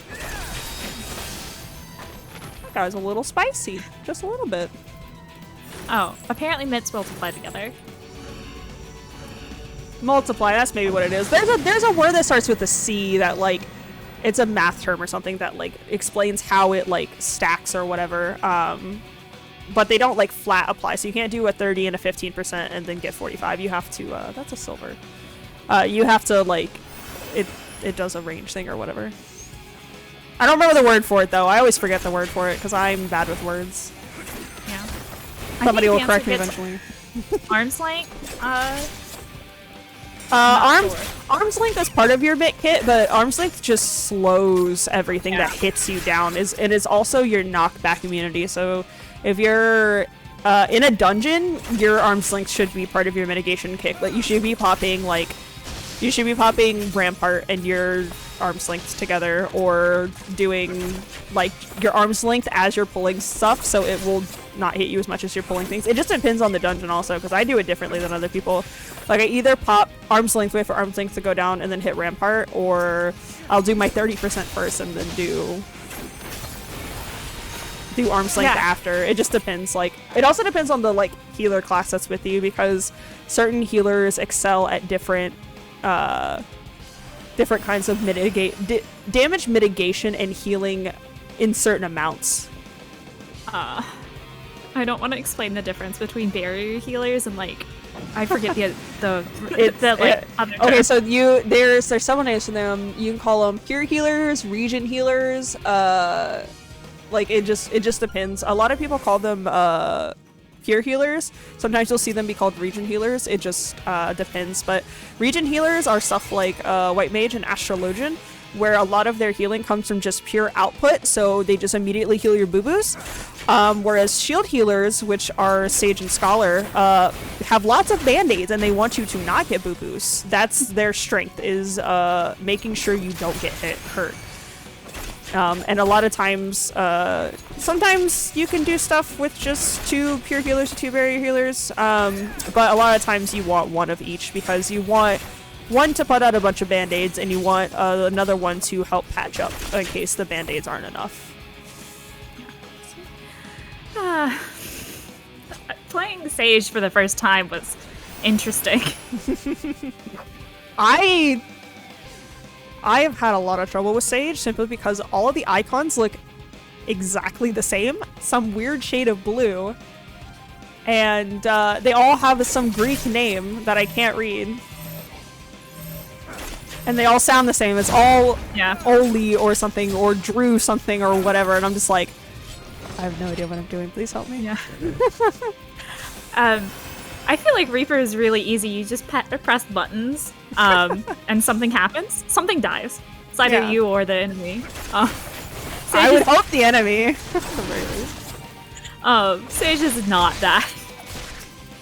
I do think it's more difficult to learn classes higher up, or classes that start as a higher level, just because they have more of their kit already, and you're not like learning it as you go. Yeah. Oh, I'm gonna explain that. So if there was a full party here, everybody would want to stack on them to make sure that they shared the damage. Yeah, it's a shared damage. It's a stack marker. So that means everybody within the ring that you saw around me, if they stand inside of the ring, when the hit hits, it disperses the damage between all of us. The more people you have in the stack, the less damage everybody takes. I know we've mentioned tank busters before. I don't think we'll see them here, but they're like red markers that are directly on the person with the highest aggro. Yeah. It like puts a giant like red arrow and then puts a red caution tape around you that says, hey, don't do this. There's also other versions of tank busters. There are the yellow caution tape marker ones. That means it's going to be like a laser cleave. There are also AoE ones where instead of it just being a caution tape around you, it is a circle AoE around you. That means anybody who is in that proximity is going to get hit by it. There's also untelegraphed tank busters where you just have to know by the name of it. Because if you don't know and you stand too close to your tank, it's been nice knowing you, you're dead. Yep. And of course, like every class has their own stats based off of what gear you're wearing. A lot of the healers and tanks like share gear within their own like role. It gets a little bit more messy with DPS because there's like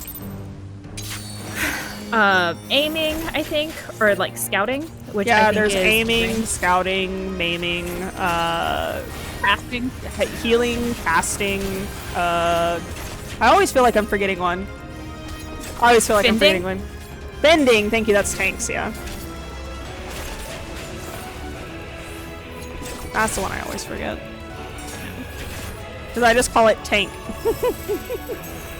Your character actually has very little like stat boost per level. Yeah. Most of your stats are coming from items. Oops, I did not mean to use that potion. That's fine. I forgot to hit Devilment earlier. I was like, there's something wrong here. I forgot to hit Devilment. It's fine. He's still gonna die anyway. I didn't have any meter built up anyway, so it doesn't matter. So ultimately, I would have spent the last like floor trying to attack enemies to build feathers, so I can come in here and do what we call a burst, which is a personal buff that every class gets,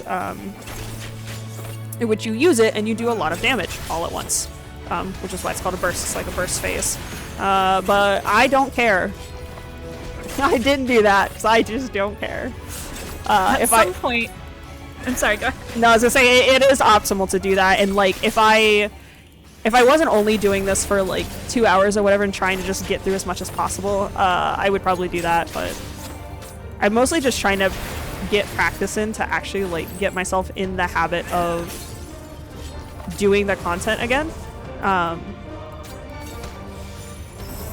Because I've spent a lot of time doing Savage Raids and Ultimates and not really doing this, and my goal is either by the end of December or maybe hopefully mid-January, have 1 to 100 solo cleared of Heaven on High.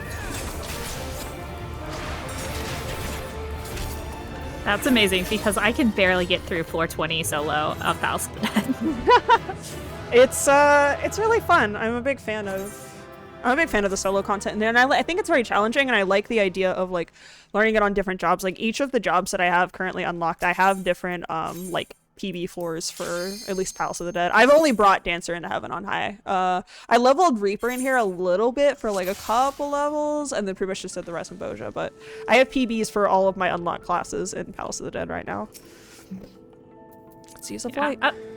At some point, you become the boss, and everything should be running away in fear, but it still comes to attack you for some reason. Yeah. I'm also looking at the stream for a second. I just want to see what the timer is at. We're at 1:30, so...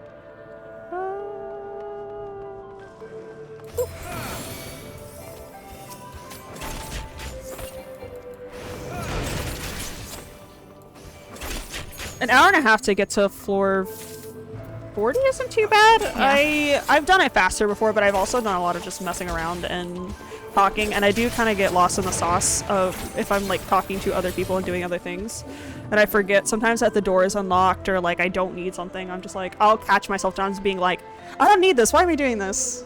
No. We also had our little time lost to observe the otter. That's fine. Yeah. That is a good 30 seconds loss. That's fine. Completely understandable. In fact, I would go so far as to say it was necessary. Yeah, I literally like kept using the sight pomander so I could see if I could find an otter trap.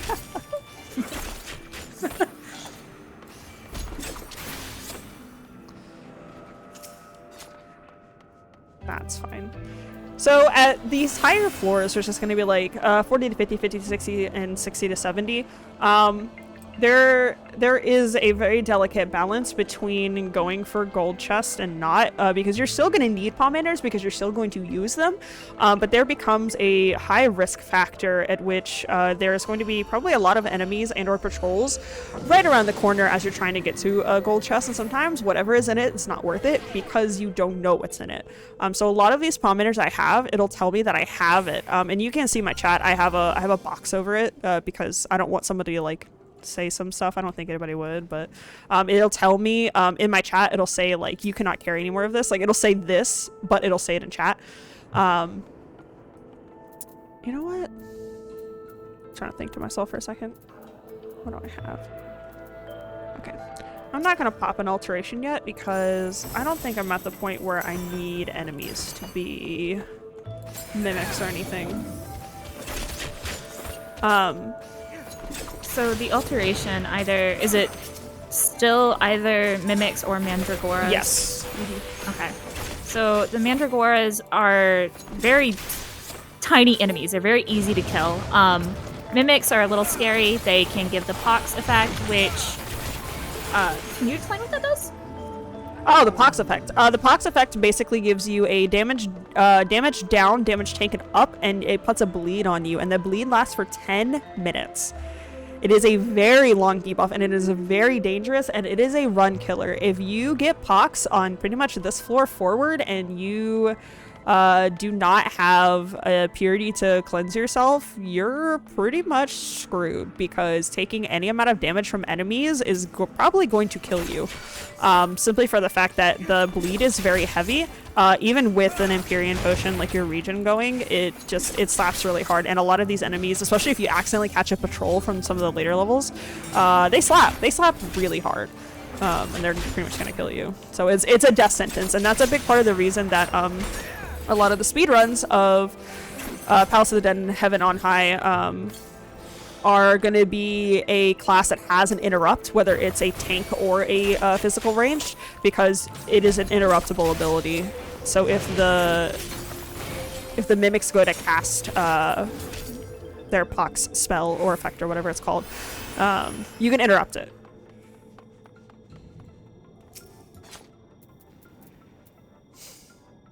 You know what? Fine. Now I can run in all of the floor. Nice. At 3 Pomanders, the chest would say can't open or can't carry anymore and just close itself. They use the Pomander, so they can pick it up and go on. There's no worry about traps here now. Yeah, no worries about traps. Some of them, doesn't matter if you use them or not. Like if I pick up a witching or a alteration, I'm more than likely probably not going to use it. Just because it will take longer to just use the ability than it would to just leave it behind. Of course. I can never tell which way those guys are turned because they're floating rocks. You can't see their eyeballs. Do floating rocks even have eyeballs? I don't think so. And how do they perceive? By I guess my aether, they're like sensing my aether in my body. I don't know. I guess because that's how Ishtola sees. She's blind, but she sees people by aether, so I assume the rocks are the same way. They see aether. Magicite unavailable. I'd love to have some. I've gotten 0. Say, we haven't seen any. No, we have seen 0 because I have opened every bronze chest I've come across and we still don't have any. Alright. Are there any enemies here that you need to be worried about? Not really. No, because we don't have the nasty patrols here yet.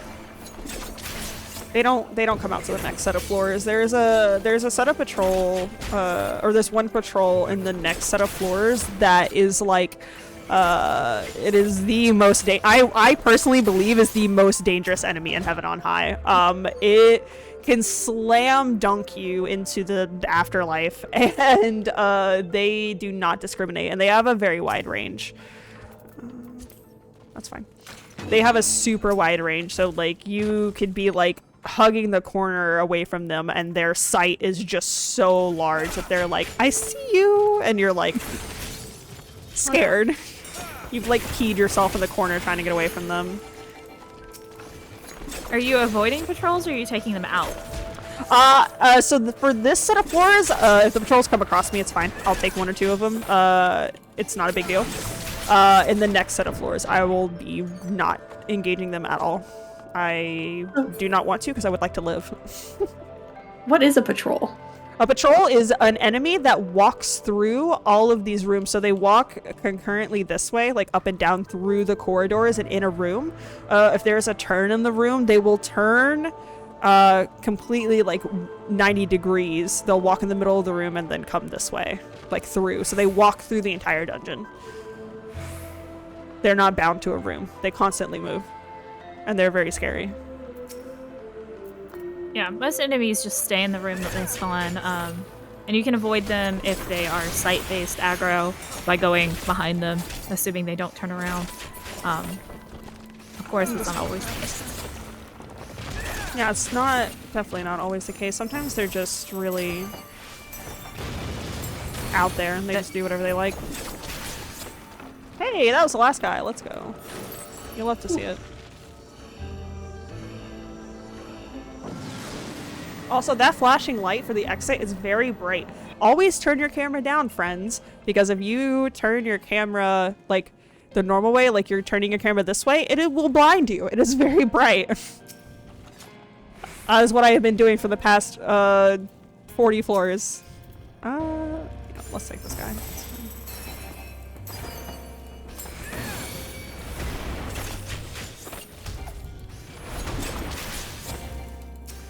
That's an interesting spawn. It was hard to tell if they were in the hallway or the room.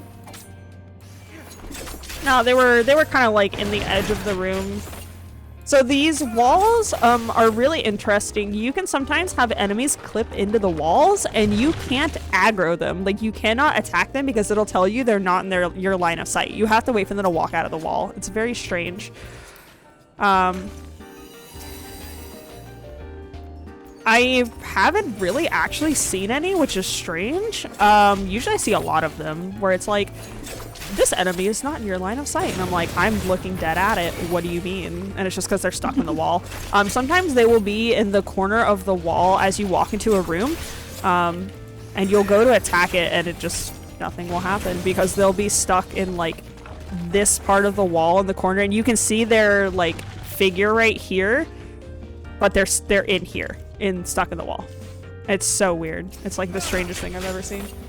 Is it maybe a lag thing? I don't think so. I just think it's the way that the walls work. Because there is some interesting stuff you can do with hitboxes in this game. You can make your character look like you're floating in places because of like jumping on top of something and like moving your hitbox or moving your feet like so far in one direction, left or right or forward or backward or whatever. So hitboxes are very jank in this game. They do not, they're not applied by the laws of physics, honestly. I don't think they are. It's a small indie company. Oh no! That's fine. We love janky physics. Janky physics can be very fun. You can do some very interesting things and take some very interesting pictures. Especially with climbing some of the towers. So there are puzzle tower locations in the game where you can climb the towers and take silly pictures in places and stuff, and it's really cool. But some of the jump puzzles, I'm gonna open this gold chest, see what it is. Some of the towers can be cheese a little bit with some of the hitboxes, and it's really funny. I'm gonna not use that. Honestly, I wasn't aware there were jump puzzles in the game until I was dragged to the Golden Saucer. Golden Saucer is a wild, wild place. I was not expecting that. Again, there's many ways to play the game. Yeah, there's a little something for everybody. I know you said you started the triple triad grind. Yes. I tried putting it off for as long as I could. I put it off for a long, long time. I'm a speedrunner of Final Fantasy VIII. I've played a lot of triple triad in my days, and I told myself, I'm not going to start triple triad at all. I'm not going to do this to myself. I'm going to be nice and not do it. And I started it anyway, and I'm having a great time, but it is very grindy. It's a lot of playing triple triad against the same NPC over and over again, hoping the card you need drops. Yeah, it's very annoying. It is the worst sometimes, and I'm just like, I'm tired of seeing the same 5 cards from the enemy over and over and over. They're no longer an NPC at that point. They are only an enemy. They are, it's like, please give me your card and end my suffering.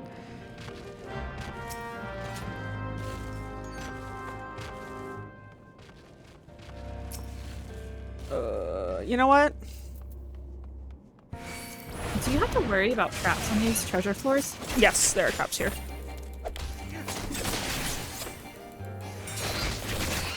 That's the Pomander of Wishing. It turns things within a certain distance into very small things that aren't as scary. They still have a lot of health, but they can't attack you pretty much.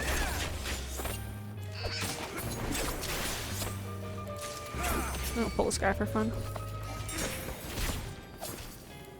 I'm basically still looking for the exit. I only have one sight left, and I kind of want to save it if there is an exit. Let's hope this is the right one. Oh no! I guess I'll nice just try. skip it.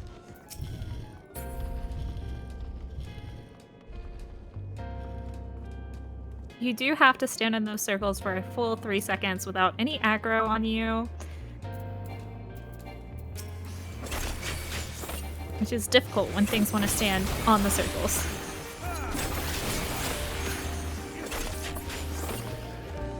Do not perceive me. Oh, you... No. No. Twice. We get to see it twice. I am an otter again. So on these floors, the exit traps can be literally any trap. Oh, thank God. Whew. Are you still an otter on the next floor? No, because the timer is gonna run out. So the timers for buffs and debuffs run during floor transitions. So there were 6 seconds left on it when I transitioned, but because the loading screen takes more than 6 seconds, it wore off. But if it were longer than 6 seconds, yes, I would still be an otter when I come to the next floor. We were blessed by seeing the otter twice. Yes. The otter is very good. Hopefully we will not see it again. Not because he's not cute, but because I would like to not be an otter. Otter slows things down. We're trying to go through fast. Not really, because this is just kind of practice, but still. Semi-fast. We want to do things in a timely manner, you know? Yeah. Come on, man. Just there you go.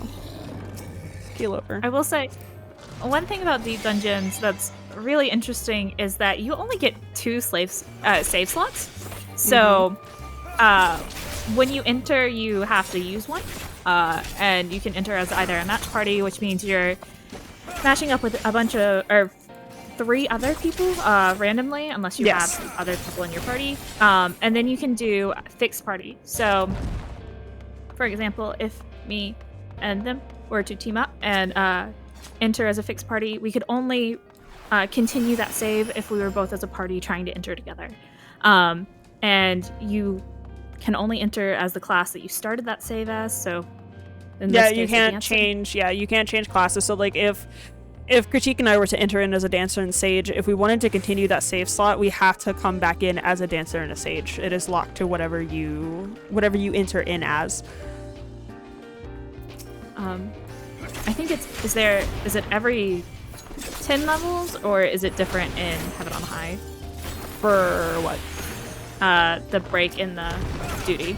Yes, it's every 10 floors. You can't just, if you exit, you start back in from the last 10th floor you were in. So if you cleared 1 through 10 and you wanted to quit on level 15, you have to, if you leave, you can choose to leave at any point, but if you leave, you have to restart at level 11. And do party deaths matter in this at all? No. So there is a thing in here that I have not said anything about because it literally does not matter to me. That is the beacon of return. So this right here, this little beacon right here, it makes even a little humming sound. If you are in here with more than 1 person, if anybody dies and you are not a class that has a raise ability, which is going to be Red Mage Summoner and all of the healers, or you do not have this thing right here, a Phoenix Down, you use this item over here, the Beacon of Return, to return your dead party members to life. And it has the same requirements as the exit, which is you have to kill a certain amount of enemies for it to be usable. It'll light up over here. So party deaths matter for like you, like getting through the floors faster. You don't want your party members to die. You cannot continue solo attempts if you die. Like, it forces you to start over because you will no longer get an achievement for it, so it locks you out of it.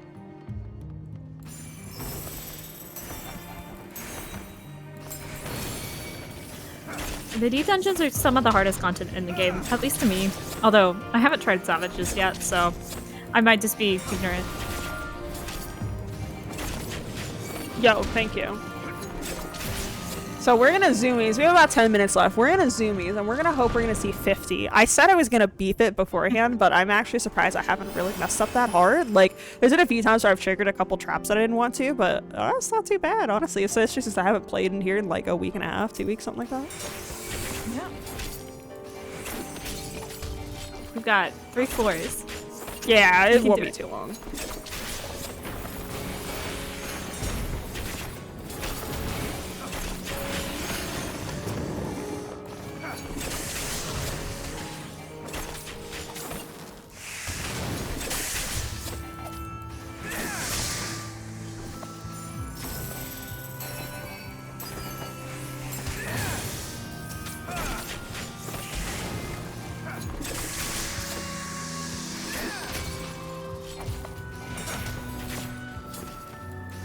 So I know we've gone over a lot. Do you have any questions about anything?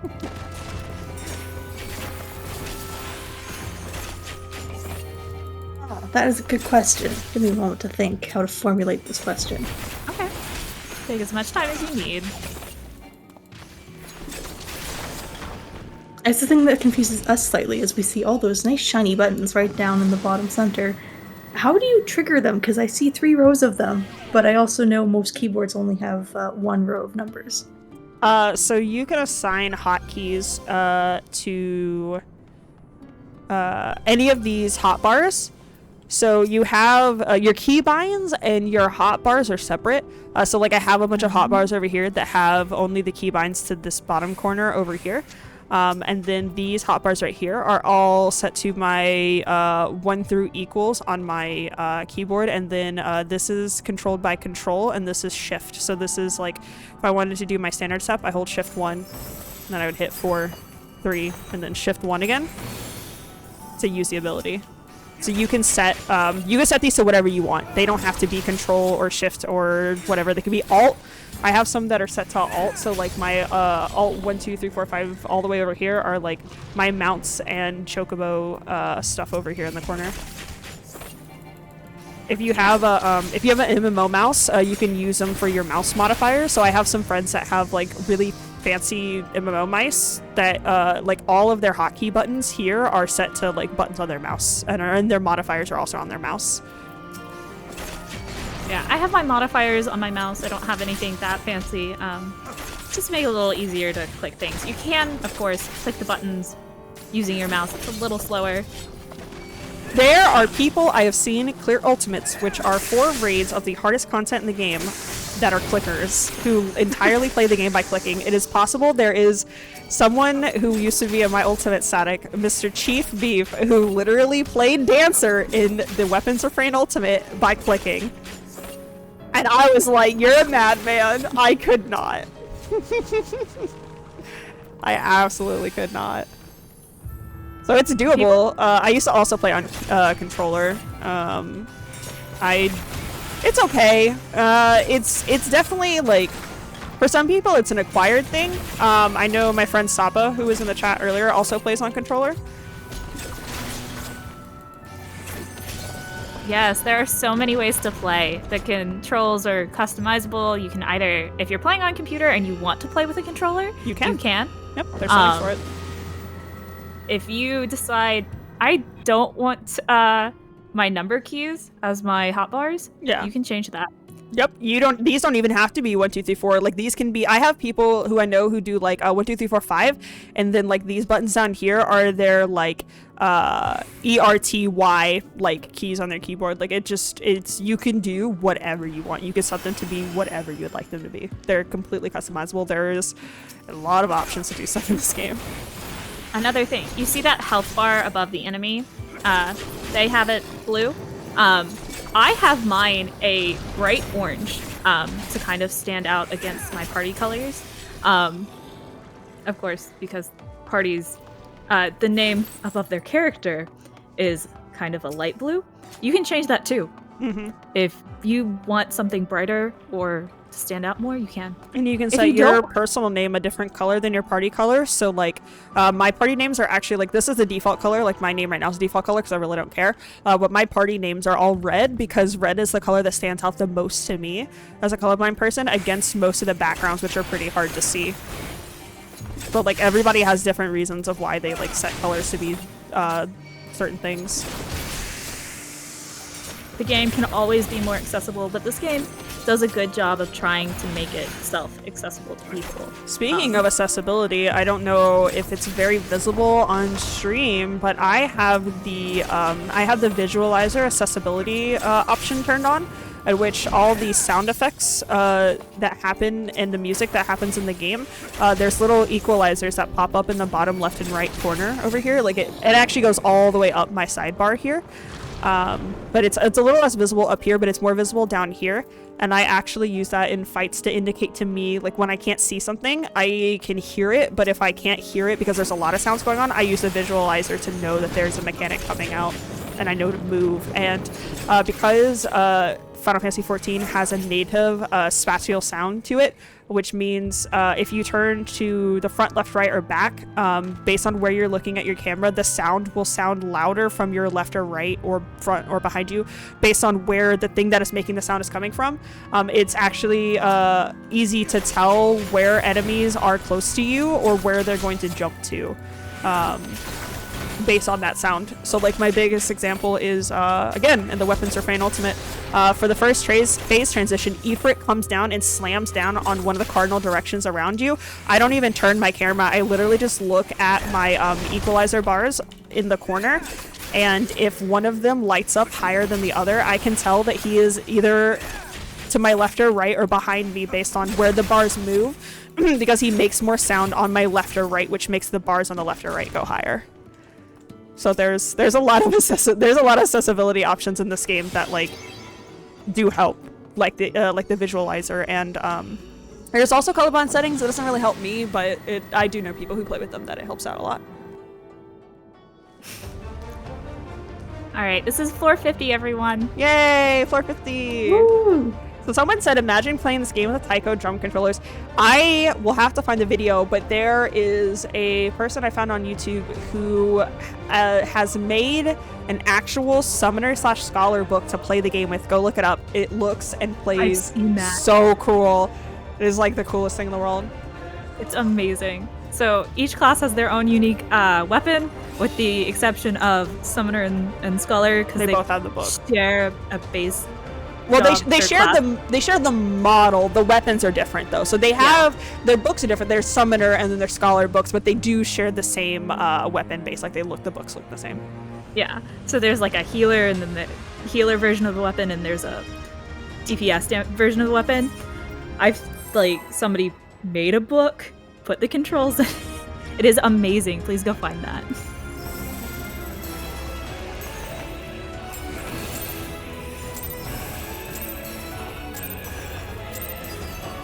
I also started dancing late. It's fine.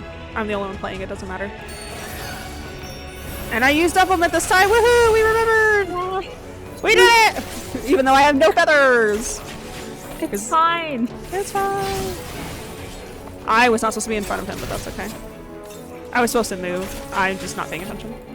One thing we haven't said anything about is that when the boss or the enemy is using a skill that has a cast time, like there, Eye of Fire, it will pop up, and you can see its progress as it goes through to like gauge where you need to be when that actually casts.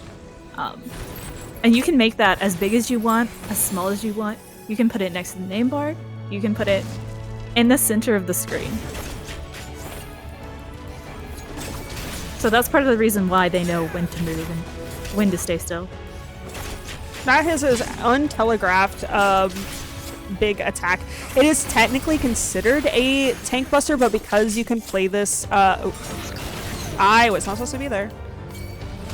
I'm totally paying attention. It's technically considered a tank buster, but because you can play this as not a tank, I just call it a big ouchie.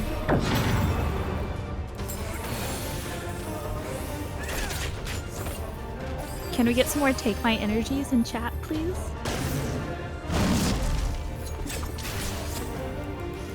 Yo, I'll take all the energy.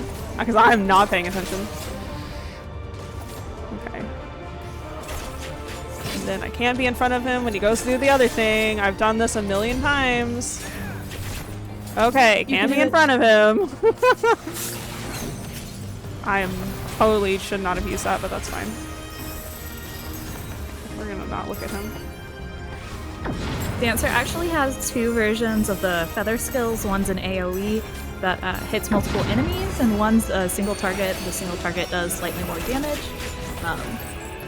Obviously, we want to be doing the single target here, but it's okay if we mess up.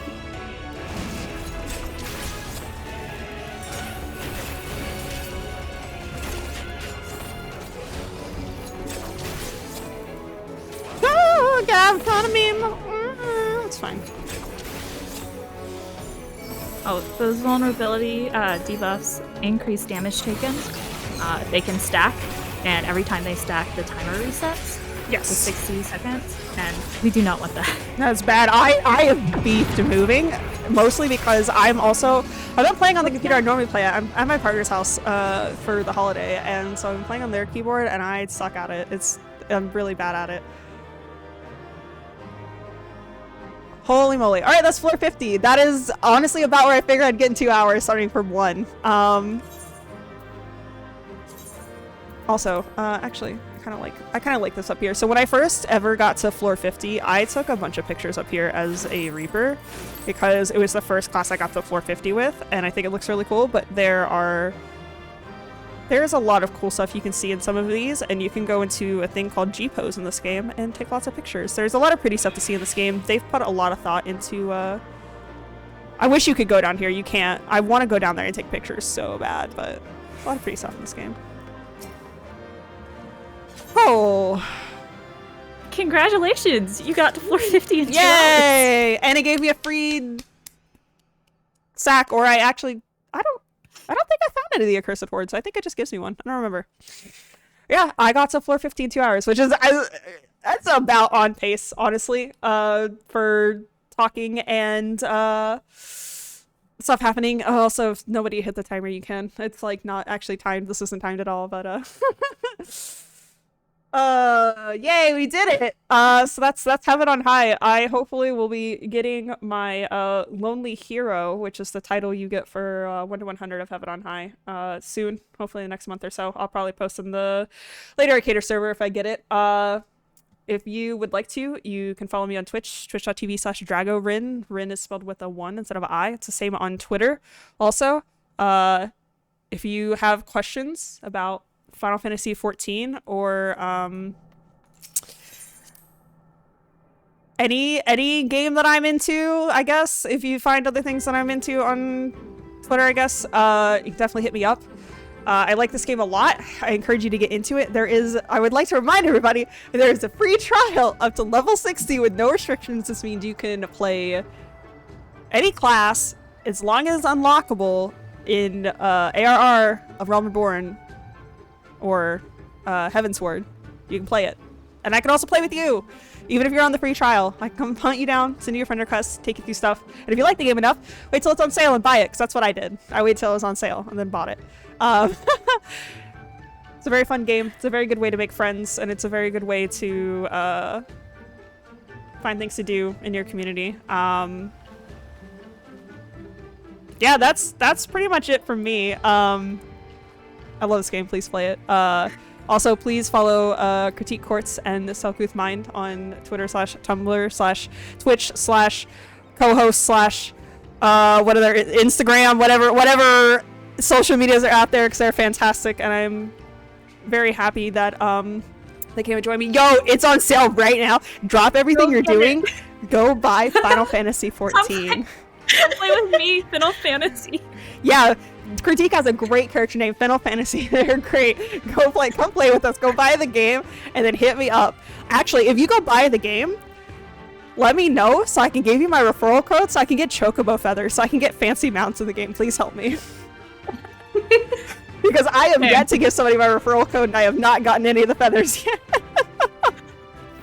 If I had done that, I would have given you mine. Well, I didn't know when you bought the game, because last time we talked, you were like on the trial, and then the next day you were like, I bought the game, and I was like, frick. It's a good game. Play it, please. Play it, please. Thank you all for coming. This has been Lady Arcader's showcase of dragoR1n Heaven on High. floor 1 through 50. We're going to have another showcase on Sunday. Please show up, and please stay for the raid. We're raiding Zokubun.